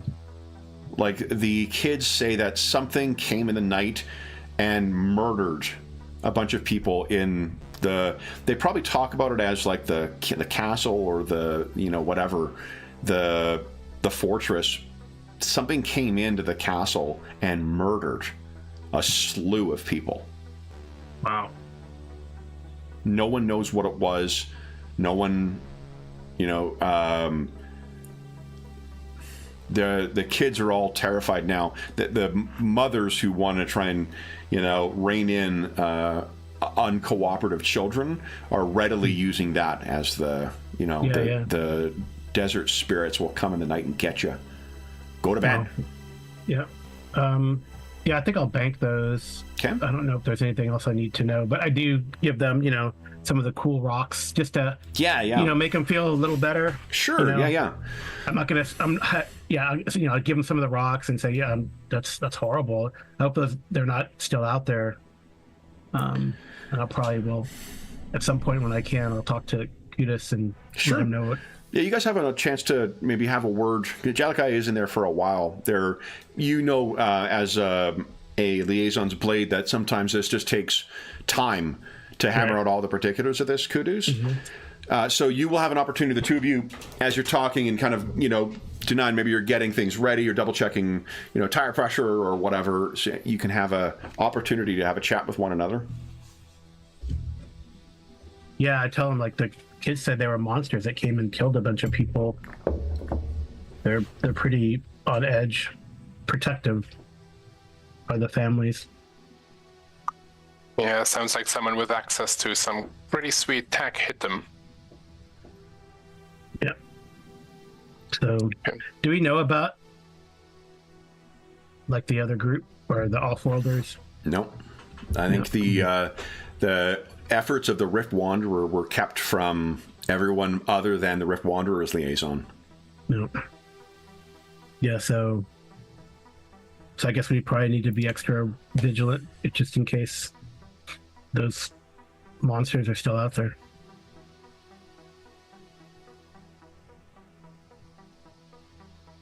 Yeah, although if they hit one of the Fire Dog's allies, the enemy of my enemy and all that, maybe we don't have to fear them. Or, but what if they just think that we're all the same?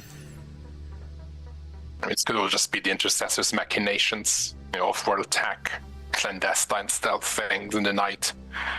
Maybe they are playing us all against each other anyway, so just pawns in a larger game, Dunan. Pawns in a larger game. Oh, I guess that's another swig of the tequila. Yeah. Sure. Yeah. Anything else you wish to do before Jalakai comes out? Okay. Then she comes out and she has a look on her face that you recognize, Kudus, as like, we need to talk. Mm-hmm. So you guys are able to pull yourself aside. Evening is coming. You're going to be treated to a meal from the Vagabonds. But Jalakai tells you she's got the location, and it's actually fairly far. You're going to be traveling further deep into Firedog territory. What it is, where you're going to be observing, is apparently a transit station. When this place was a agricultural hub, there was a transition spot not far, within Firedog faction. It's not a proper low port, but it has the facilities for space vessels or spacefaring vessels to be able to land appropriately or land safely without damaging themselves. So it's not the kind of like it's not a it hasn't been used really because it's one of the places that would likely be monitored by the intercessor, but it's apparently it's the place where something is coming. And apparently, we should not have to be there long. Something is coming, and it's coming soon. So we gotta really get going tomorrow. They still wouldn't tell me what it is.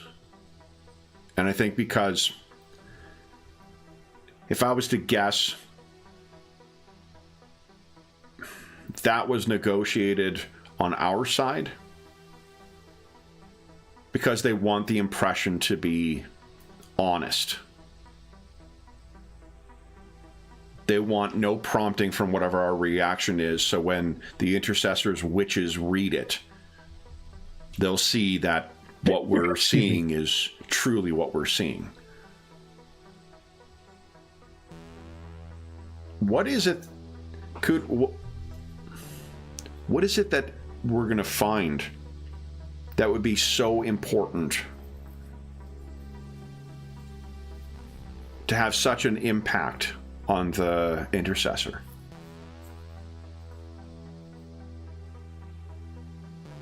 Well, if I had to guess, I mean, we all have enemies. The intercessor came from somewhere to here. Maybe fire dogs have been dealing with someone or something that the enemies of the intercessor. Off-worlders. Nothing but trouble. We may be avoiding a war to join another one.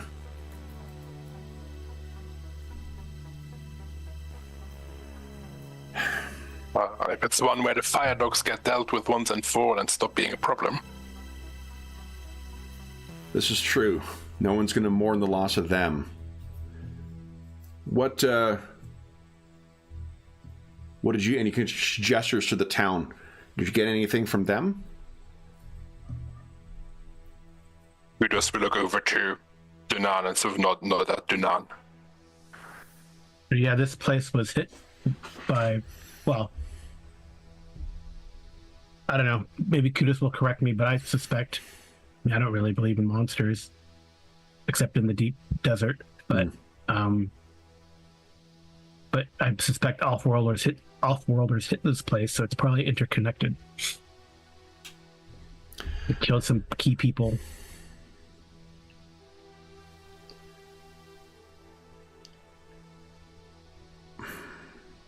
I need you to... go ahead. Yeah, from what their guard said, whoever hit them had access to some definitely off-world advanced technology, so could be all linked. I haven't... She leans in. I don't know how Ganzerig's daughter made her way back to him.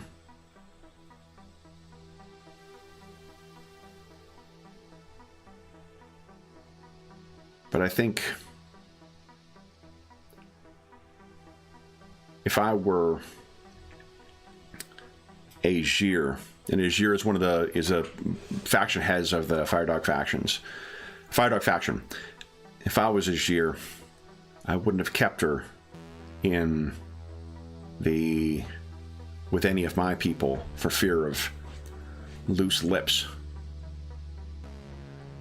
Cold Horizon vagabonds have always been strong allies of the Fire Dogs, and they could be relied on to keep a secret.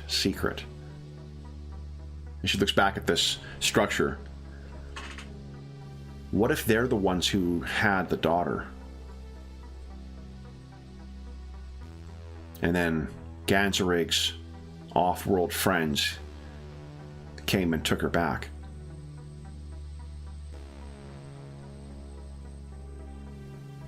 Zurich has friends in the right places, and also has been holding out on us with some of that sweet tack. Yeah, that'd be nice. That's a question then, is Ganzerig,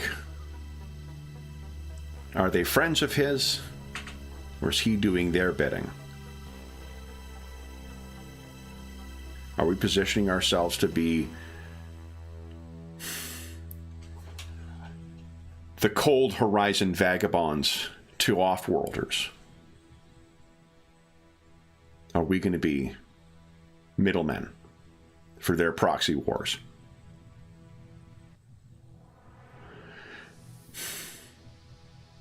We have the location. I suspect what you say is true. We're going to find enemies of the Intercessor off-planet, but I hope it's worth whatever comes from this. Yep. Yeah, we should try and not be spotted then, if these are indeed people with access to off-world tech, and I assume the fire dogs will not want whatever is happening there to be spread around. I think that's prudent. Dunan? Yeah. I know it's your first run as a liaison's tinker, but this one will matter. If we don't want monsters coming to us in the night, they can't know that we were there.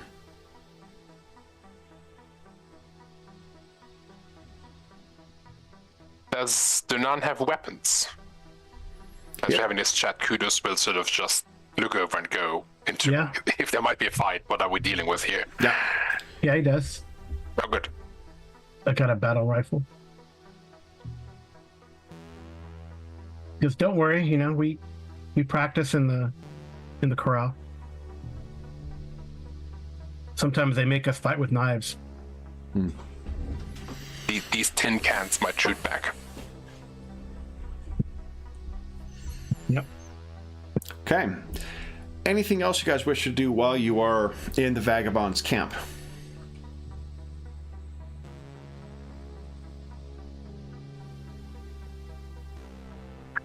I think Kudos will just, as we're sort of settling down for the night, he's maybe slightly concerned that there will be some loyal to the fire dog still within. So he'll sort of sleep with one eye open, or maybe work out a watch rota with Jalaki and Dunan. Just he's maybe over cautious, but just to be prepared. You each get a fortune point, by the way. Then it is Dunan. Anything you wish to do in the Vagabond's camp before make plans for leaving? No, I think he's good. I mean, okay. Then let's talk about your path to this landing station. Would you each give us a D20 roll, please? These guys. Oh, they are. I'll put this on the map layer so I don't have to fuck around with it. Great. same thing. Nice. Uh-oh. Ooh. Oh, no. So the first leg of the journey is going to be through the lowlands. Oh, okay. So, yeah, it's a little tougher to get through, but it is. Fortunately, you're not going to worry about dehydration or anything like that. Yeah. Okay. So I thought now that I made it big, I realized it's just a picture of bushes. This is not really a landscape photo. This is, someone took this up. So you can picture this does stretch out for much longer. It's not just... It looks like Big Bend, all those creosote and stuff. Yeah. Jeez. So there's actually parts of southern Alberta that look like this as well too. It's funny, we've got Badlands in the south that I think extend down into Montana, and it's one of the little microclimates we've got here. That the what do you call it? Those box canyons they had, the sedimentary canyons. It looks exactly like that in parts too. It's really cool. Okay, Then, which is say every RPG I run is just an excuse to run something in Alberta's backyard. So, what then we need is, I guess let's talk about the difficulty here.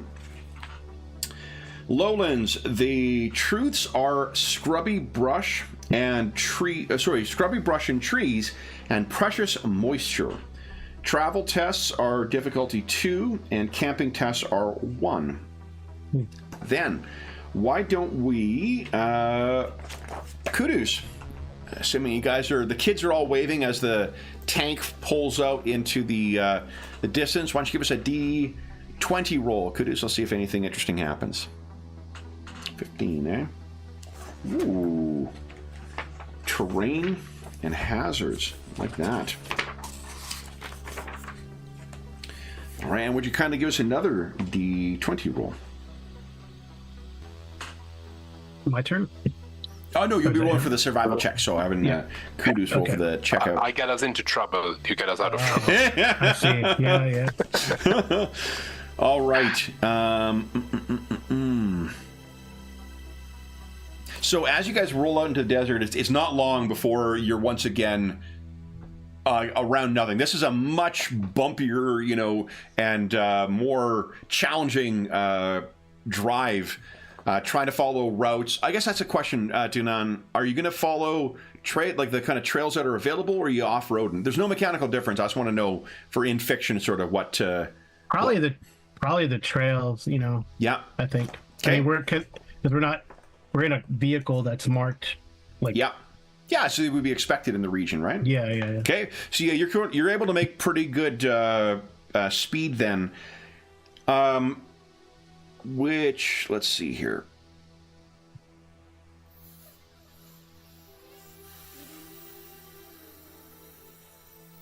Okay, we're going to need to make a piloting check here. All right. Okay. And I'm going to use the truth of scrub and trees to actually increase the difficulty of this. Because it's hard to see this as you're going around. You come around a bend, and you're going to need to make a coordination and pilot check against a difficulty 3. There is a sinkhole here, but this is where your vigilant, I think could trigger. So that'll be down to a 2 once again. Do you wish to spend any action points?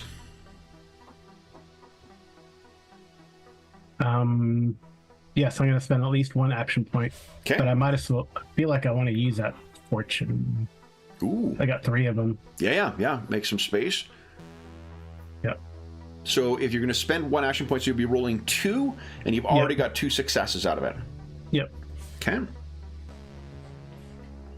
So does whatever you roll. Nice. 1 more. So another 3 action successes. point. All right. So why don't you describe for us what you find when you reach this, and you're able to either maneuver around or quickly get out of the sinkhole. Yeah. So it's probably more like we're kind of coming to like a depression and kind of moving through it, and then I start to see like this is a heavy vehicle, and the edges start to fall away. Yeah. He's like, hold on, and he like puts it into whatever 4th gear or how many gears these stupid tanks puts it into have. Hollywood gear. Yeah, Hollywood gear, and he punches it effectively as like the ground kind of opens up beneath them, and we kind of see and have our camera pan out, we see like the sinkhole forming as we kind of barely get out of there. Yeah, and it's the treaded tires dig in, and like sure-footed as a mountain goat, you pull yourself out of the turn. All of you sort of, Kudus and Jalakai, kind of like, catch yourself inside the vehicle as it lurches a little bit. But Dunan's driving, brings you back up to the solid surface once again. You're able to kind of stop and look back. Do you want to do anything with that action point, or you feed it back into the pool? I'll feed it back into the pool, I believe. All right. That was close. Then, anything you guys say at the scene? We want to roll for your survival for this zone. Survival, I think. Yeah, I think as we drive on, Kudos will sort of look behind and realize there's this massive sinkhole, and then just shout down, "Nice driving, kid." Yeah. All So right. I will use an action point because you said it's 2, right? It's 2, yeah. Though it'll be 1 down because of your survivalist. Yeah. Okay. So you're rolling against a for 1 difficulty. Explore. Okay. Yes, it'll Reason be explore and reason. Yep. Oh, Holy wow. smokes! That's 6 successes. That's 6 successes. Holy smokes! So that is 5 action points you get out of this. Is this the only terrain we have to go to in the next scene is going to be the place? There'll be you need to make it is the only, let me think here. No, there's 2 zones you're passing through. So do you want to do the same thing you did before of like roll 3 times and yeah, let's do that again. Okay, so it'll cost you 2, so you're going to add there was 6 successes, you got 5 action points, so you're adding 3, so you're back up at 6. Yeah. Okay, awesome. And I think we'll skip the camping because you were already at maxed out, so there's only consequences that would come from that. But why don't you tell anything come up while you guys were camping the night after you narrowly escaped that sinkhole? Yeah, so I guess Dunan says it seems like we probably have like one or 2 days left to get there. What should I expect? Do you want me to stay in the tank? I mean, do you think we're going into a fight, or are we going to be quiet about it, or? Kudos will look over at Jalakay and go, "Well, from my understanding is we're just going to watch, so it's in our mind, so that when what everyone calls the witches read our minds later, they can see what we saw." So I assume we can stay some distance away, Jalakay. Have you been given? Do we have to go in? We're just watching from a distance. As long as we're where you can see, that's all they're expecting. And if we get into a firefight, whatever came in the night to the vagabonds, I think we might expect the same kind of treatment. So, best to hiding. Hiding is our strategy. I guess to now be ready to floor it if we need to get out. I'd make sure that she points up at the cannon on the tank too. I'd make sure that thing is functioning too. Okay. So, second day in this zone, or second phase in this zone. Kudos, would you give us a D20 roll, please?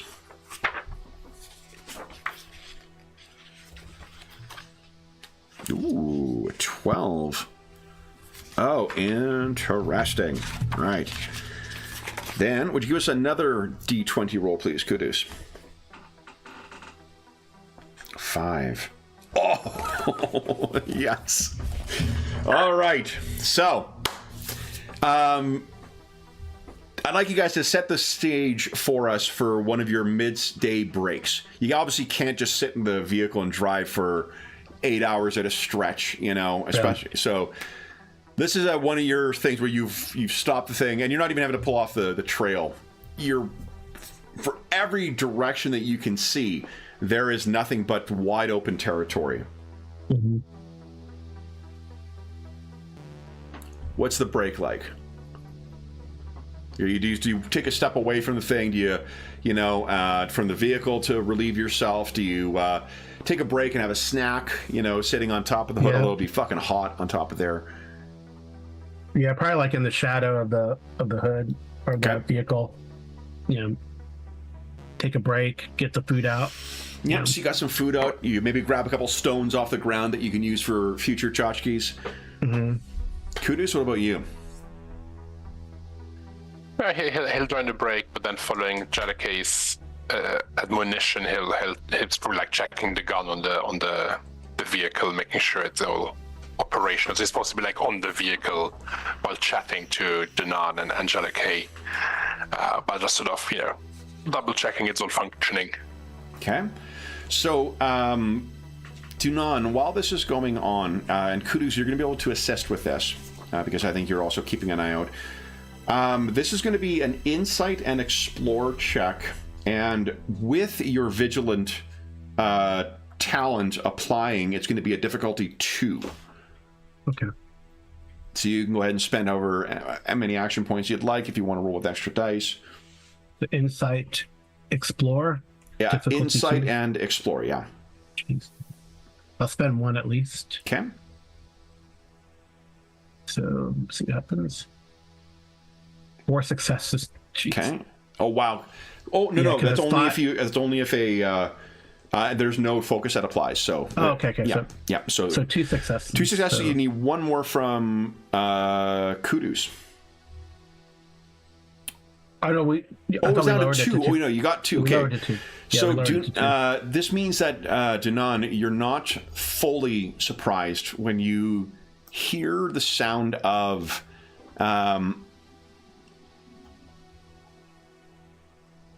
let's see here. Where is it? Oh, yeah. This is something that is called, I think,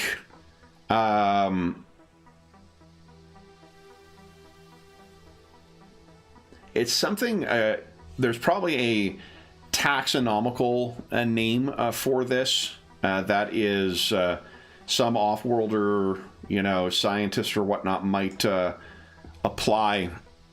But local legends or locals call it by a different name. And we'll show you what lurks in the woods or lurks in the weeds. And then I'll tell you what you call it.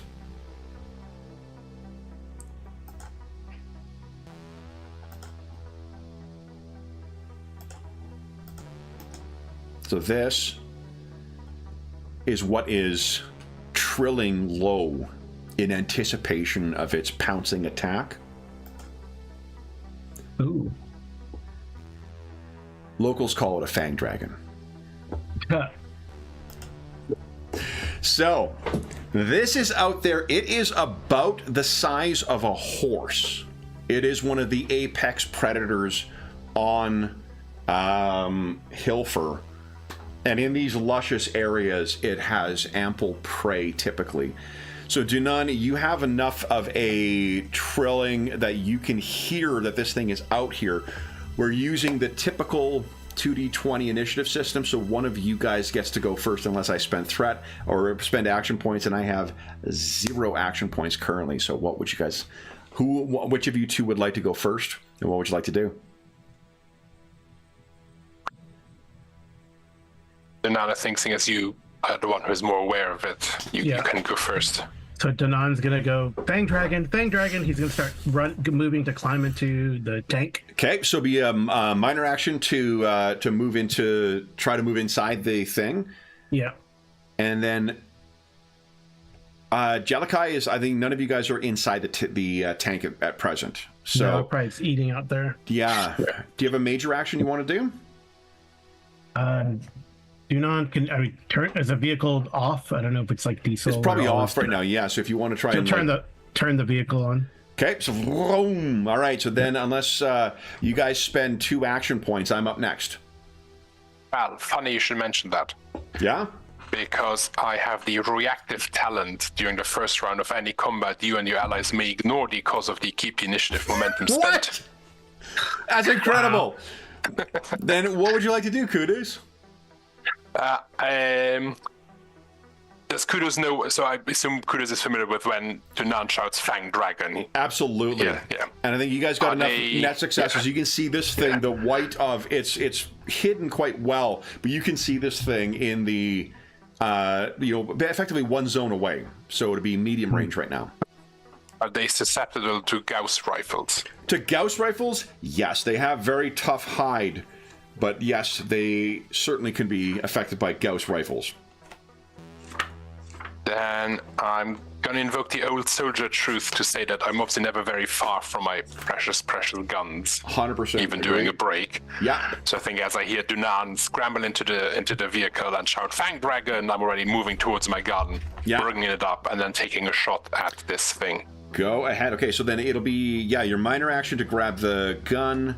The major action would be to fire. You could spend 1 action point to aim if you'd like, because isn't the Gauss rifle accurate as well?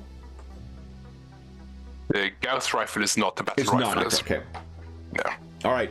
So then it is. Oh yeah, right. It's cumbersome, so it can't benefit from aiming. I think that's what that does. I need to spend. Oh no, what cumbersome thing is I need to spend a minor action to steady it. Oh, so you will have to spend an action. Weapon cannot be used to attack unless a prepare minor action is performed during the same turn. Okay, so you would spend 1 action point to do that. Yeah. Okay. So you line this thing up, and it looks at you. And then I'm going to spend 3 action points to gain 2 extra dice. Okay, it's down to 1 action point. And go ahead and make your what are you, combat and coordination? Yes. Yeah. So that's 2 extra dice. So let's see, big money. Rifles focus would apply? Hell yeah, yeah. Big hit, holy smokes. So none of those are critical, crits, but still 4 successes gives you 2 action points on top of the hit. You currently are doing 9 stress die, so go ahead and roll 9d6, and then you can decide how you spend your action points. Oof. So we have 1, 2, 3, 4 damage and 2 effects. So the piercing is going to apply vicious 4, means that actually does 8. That does 12 points of damage. Does the Gauss rifle stats already account for my deadly shot? They do, yeah. Okay. Yeah. Okay, so that is 12 points of damage. So you can hear Dunan through the open thing. What's the sound of the Gauss rifle's report, Kudus? I think it'll be loud, sort of like a cracking sound as it impacts with the very tough scales and then sort of punches through them. Yeah. This thing, the sound barrier hisses and the tail flies back and forth. This thing is a huge hit on this, and let me give a bar to this. Okay, let's do this here. So there we go. Yep, there we are.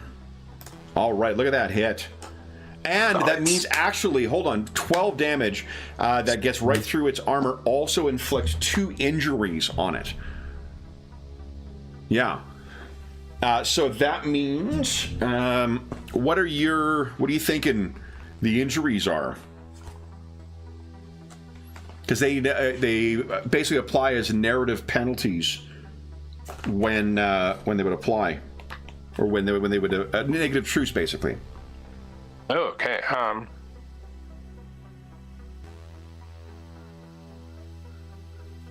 think one would be he'd have instinctively aimed towards the head, but obviously it's on the headshot because it's still alive. So I think it's just slightly over. Would have hit the sort of the shoulder, so something with like hampered movement. Sure. So like torn shoulder and concussed, maybe. Yeah. Work. Okay.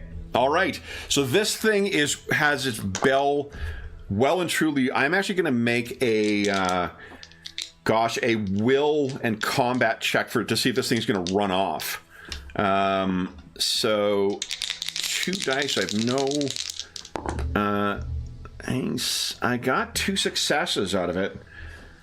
So I think it's still gonna fucking attack.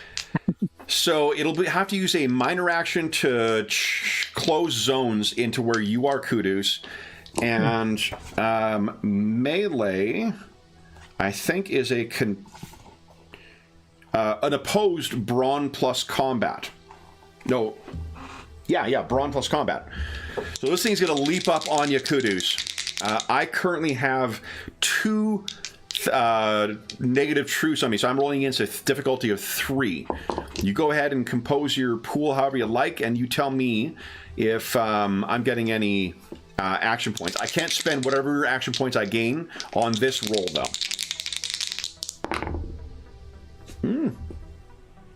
I think I'll spend one of our action points to roll 3. the bonus die. Yeah. Okay. And did you say coordination and No, brawn in combat. brawn?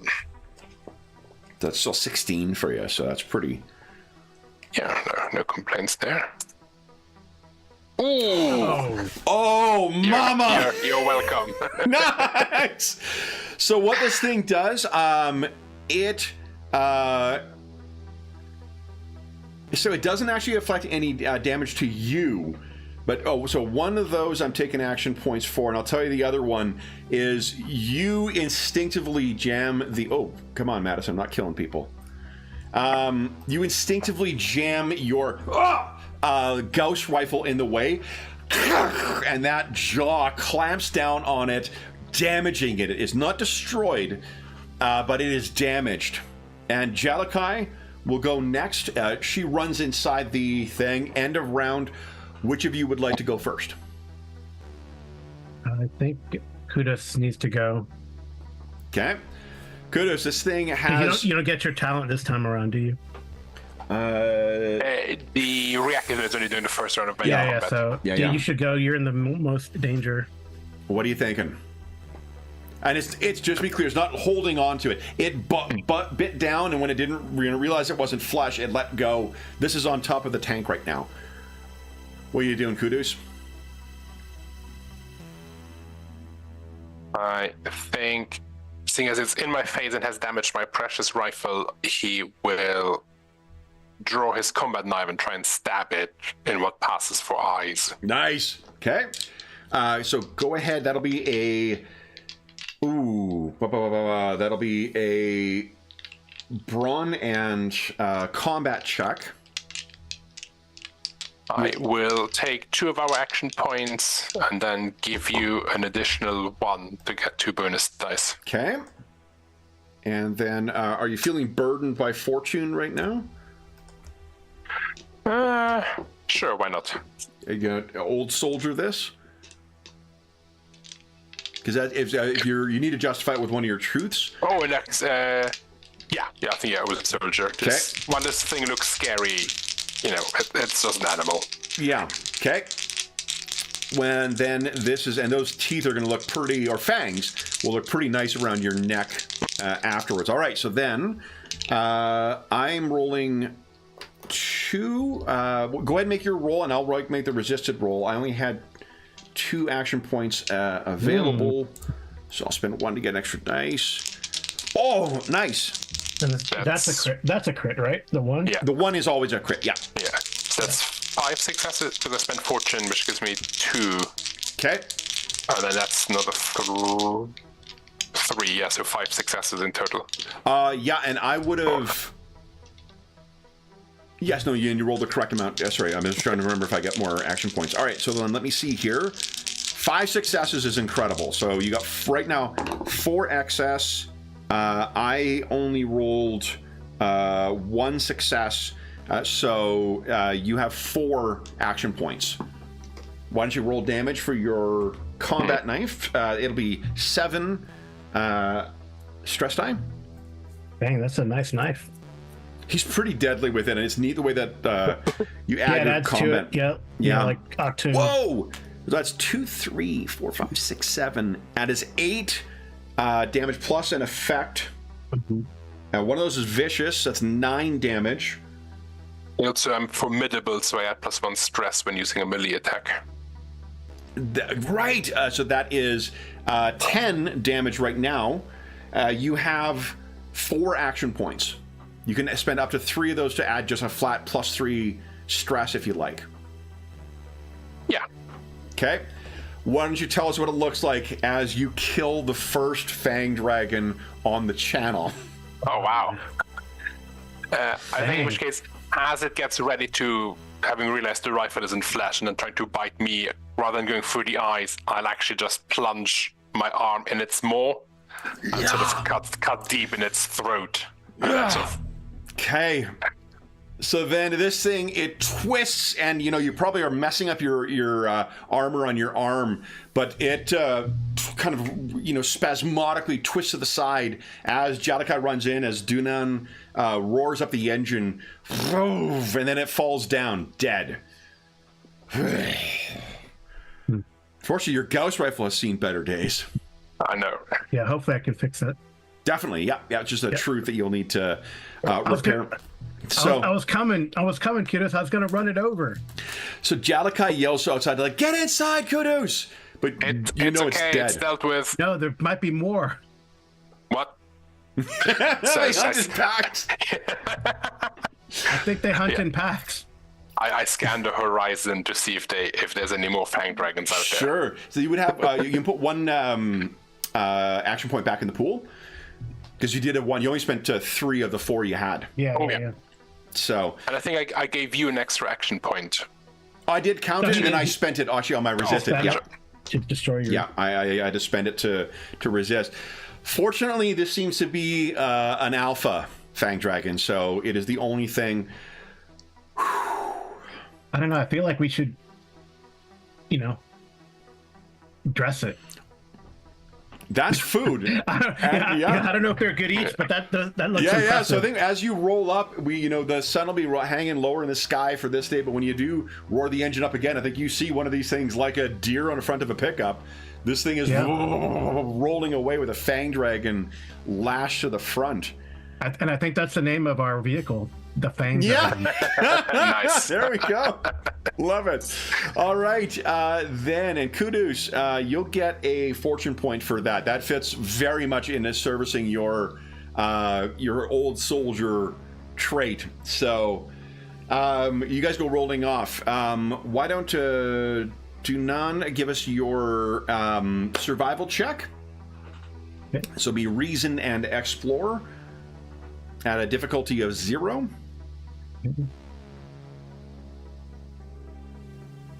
I'll trust if you want to spend any action. I think points. I'll give you a threat to get a dice. You got it. Okay. So I have 3. And I got 2 successes. That's 2 action points. Do you wish to spend those on anything, or are you just going to bank them for? I think we should bank them. Yeah. I don't know if we need to know anything more than we have already, right? Here's an alter. If you want to spend 2, you could automatically repair. Say the truth is quick fix or something like that. Maybe I could do that. I'll spend the 2. I'll use those 2 to fix the Gauss rifle. Okay. In our downtime. So as you guys are sitting around the campfire the one time, you don't know when Dunan found time to do this, but he just walks over and hands you a refurbished Gauss rifle. I think he will also, Dunan will spend his, after we eat and all this stuff, he'll start to, stencil or paint a Fang Dragon on the side of the, kill, right? Yeah, absolutely. Nice. And then you would be there are rules for this as well, but you could also dress and whatever else the Fang Dragon too. So there'll be supplies and whatnot. We could use this as trade. Trade is second nature. So we can use this as trade maybe if we get into trouble. Are you kidding? And shark tooths being sold in a comic in the 80s, Fang Dragon scales will be big treats for kids if you're passing through, or any other one else you want to trade with, or adults. Yeah, true. Carl Slade puts the shark tooth necklace inside his shirt. Yeah. Then let's see what our final zone is going to be. Okay. So I think by instinct I put this down to the map layer. All right. So would you give us a 2d20 roll, please? Is that me? Each of you. Oh, sorry. 1d20 from each of you guys. Sorry. Okay. I'm so excited about the Fang Dragon. All right, a 15 and an 8. All right, so then your final options are... Oh, awesome. Another one we haven't seen yet. So the first one is going to be hard pan. These are effectively like salt flats. Yeah. Hardpan, the truths are brittle earth and no shade to be found, but travel tests are difficulty 1, camping is difficulty 2. And then the second was a 15. Oh, that was Hardpan. 8. Ooh, dry wash again. So it'll be those canyons.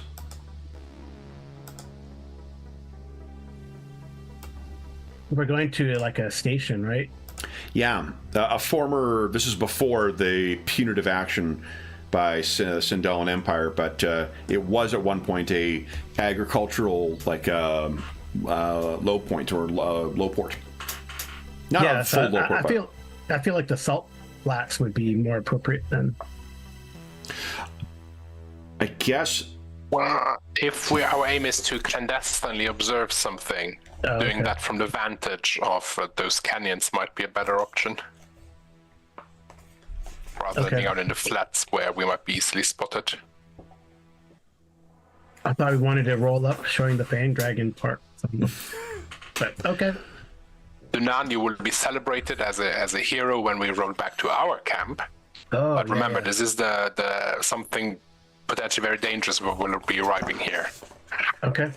Okay. Then, if it is, sounds like you're going dry wash once again. Yes. Okay. Then would Kudos should give us a D20 roll. Let's see how interesting this last stretch of the journey is.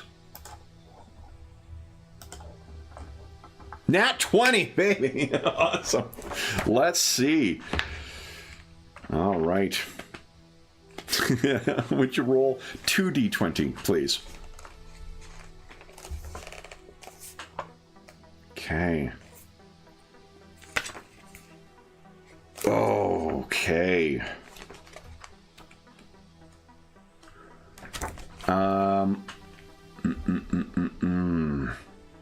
Would you give us another d20 roll, please?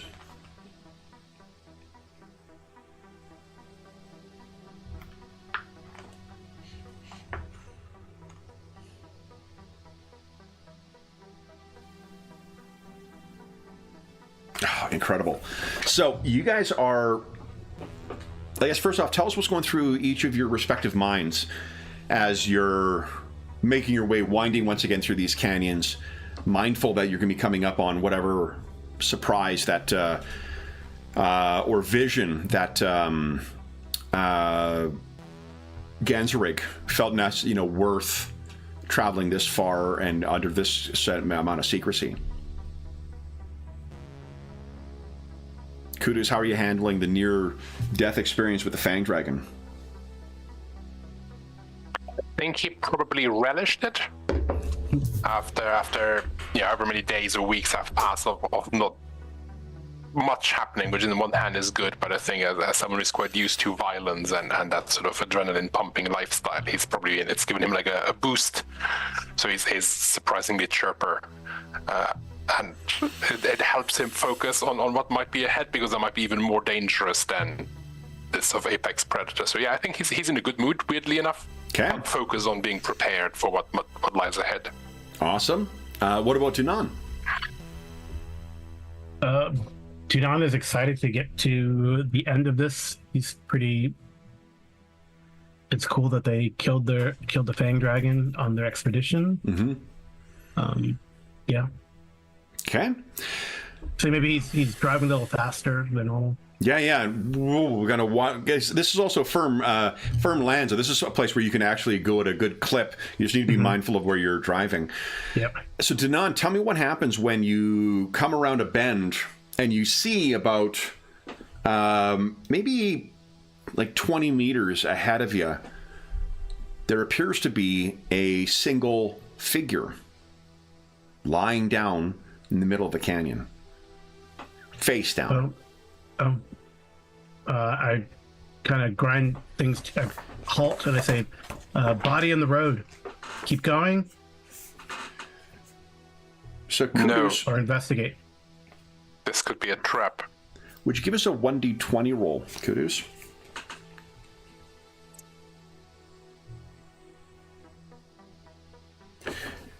Now that's curious.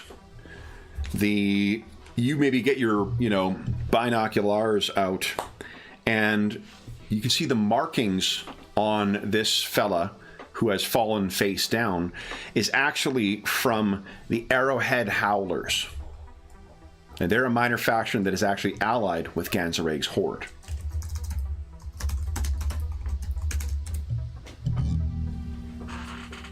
Then we probably are obligated then to see to it.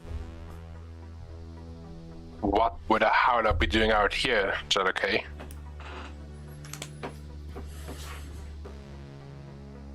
This is deep within Biodog territory, isn't it? There's a howler out? Well, judging by the markings, and I sort of hand over my binoculars so she can take a look. I don't know, but I'd like to know. Is he alive?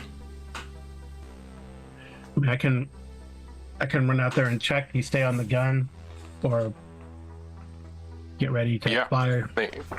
Kudos will scan the sort of edges and ridges around us in the canyon to see if he can detect any movement or anything unusual. Why don't you give us an insight and combat check, please?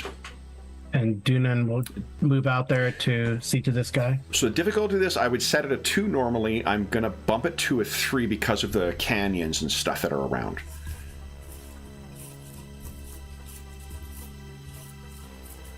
So Kudus, how many? Do you want to give me any action points? Yeah. Fresh dice? I'll give you 3. Ooh, okay. I'm rich. Inside and combat. Nice. Oh, and a complication. Now, in fairness to the complication, because we're getting pretty close to the end, you could spend a fortune and re-roll that 20 and that 17 and that 13.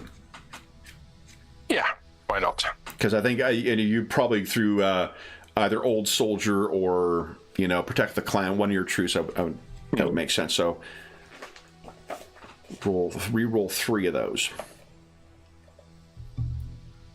There's your 3 successes. Nice. And I'm just trying to see if any of them, because 2 of those are less than 5. Do you think there's a focus that applies here? Tactics. Yep, I buy that. As in a reverse, if I was going to ambush someone here, where would I place myself and my men? 2, 3, 4. So that's 5 successes. So you got 2 action points out of that. There doesn't appear to be anyone, and you're fairly confident that there's no one overwatching here. This guy's just dead here. Or down at least here. In that case, I'll give the clear to Dunan to go up ahead. Looks clear to me. Okay, so he's gonna go. So Dunan, it will be a insight and medic check, difficulty 2. Yeah. And you don't have like a scanner or whatnot too, but we're not going to increase the difficulty based on your field medic. Oh, hold on.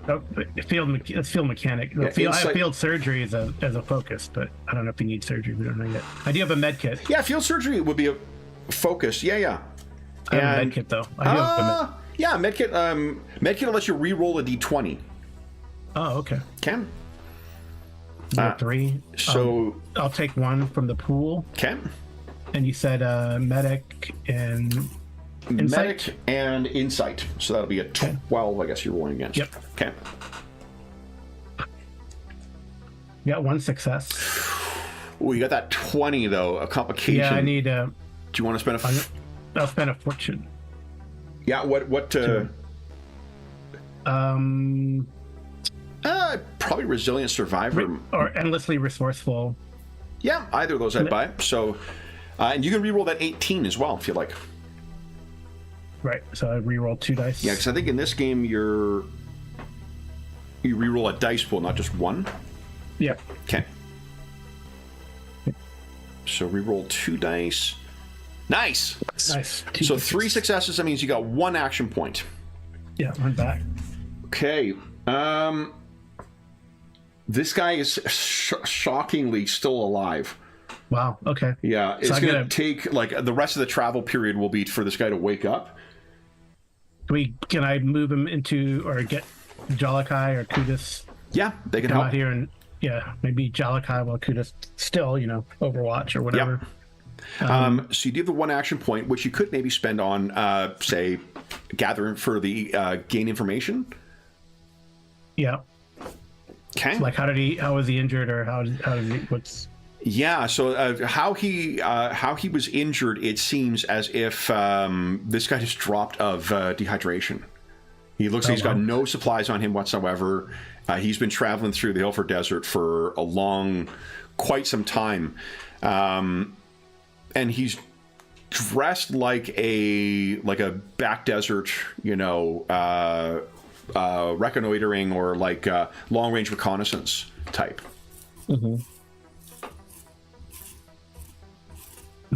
Okay. Until he wakes up, you're not going to know necessarily what is going on, but he is. But we'll get him back in the vehicle. Okay. Get him some fluids. Okay. Set up that IV. So yeah, you got him set up with the IV drip and whatever, and Jellicoe will keep an eye on him.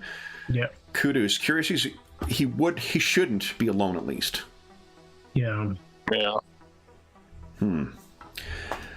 But let's end with you guys. Tell me how you're planning on getting to this location to spy on this. A stealth thing is probably an explorer skill. So this can be a group check here where if you want Dunan to take the lead on this and she has Kudos to assist. And I think... because I can reduce the difficulty to test navigate and overcome dangerous terrain. Navigate a stealthy way in. I think that one might be... I would let the focus of stealth apply for sure. Oh yeah, stealth. Yeah. That focus. But the other, I don't think survivalist or vigilant will apply here. Yeah, I don't think your talents necessarily come into play. But how many? You guys have 3 dice in the action, or 3 action points right now. Do you want to roll with 4 dice? Spend those. Yeah, I'll roll 4 dice. Okay. So then you roll... explore and insight, or that makes sense. Yeah, it depends on how you want to make it, how you approach it. Yeah. Insight is like I guess like a natural feel for it, whereas reason. Yeah, it's also keeping your eye out for any observers. Okay. That'll make sense to me. Okay. So here goes. Wow. Nice. So only one success. Kudos. Success. So again, first off, we're right at the end of the session. You want to spend that fortune point? I will spend my last fortune point. Okay. So why don't you re-roll 3 of those, and then Kudos, how are you assisting? 2 more. Oh, nice. 3 more. Yeah. Nice. So right now you got 1 action point. My stealth focus applies, right? So it does. Yeah. So that's actually 2 action points. Yeah. Okay. Kudos, what are you thinking?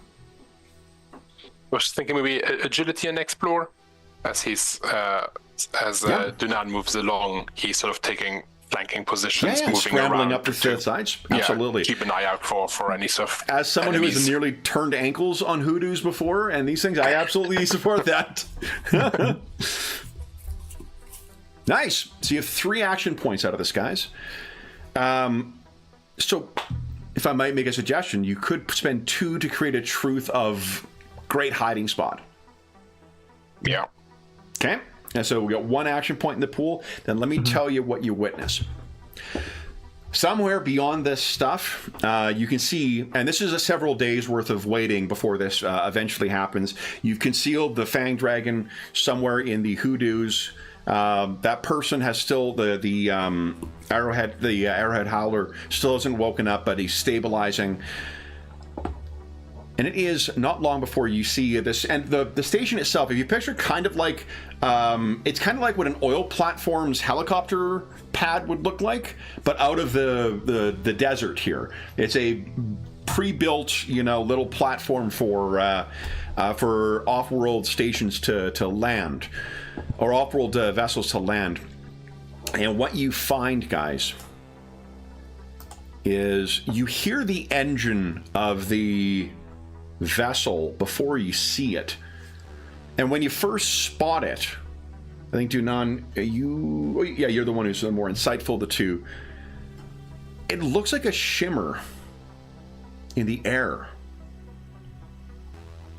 And it isn't until it has seemingly landed on the platform that it appears as if by magic or some advanced technology. And this is what it looks like. Now you can give us either, both of you guys can roll separately for this. This would be like a reason and, I think reason and... Pilot? Yeah, reason and pilot. Yeah, absolutely. And your off-world tech focus would apply here.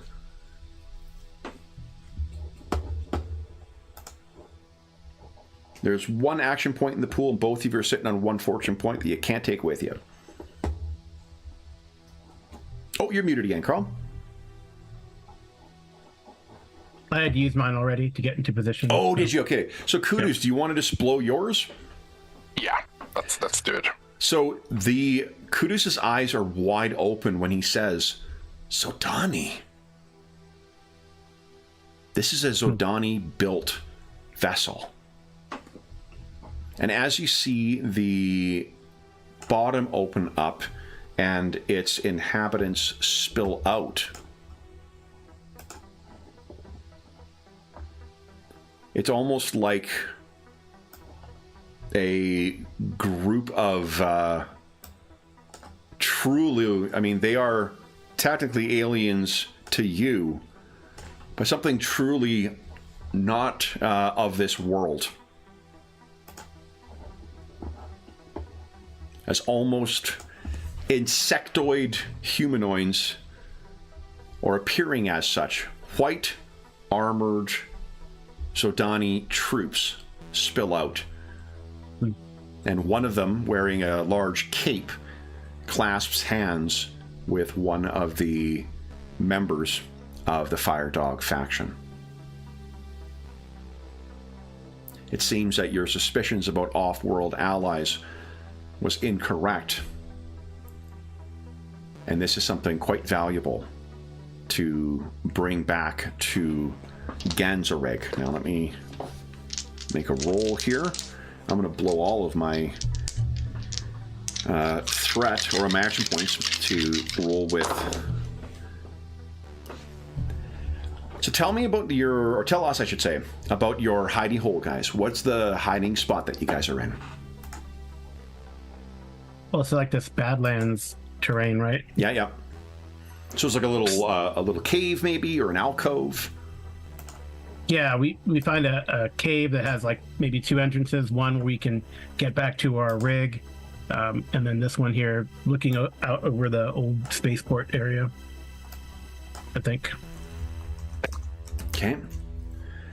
So it is from the safety of that with a bit of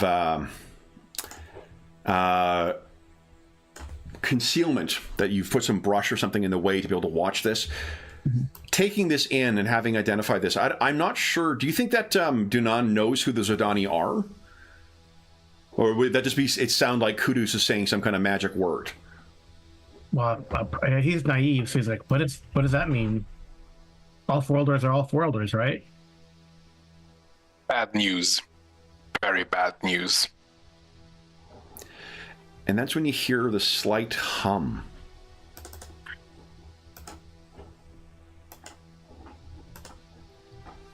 As a Zodani warbot.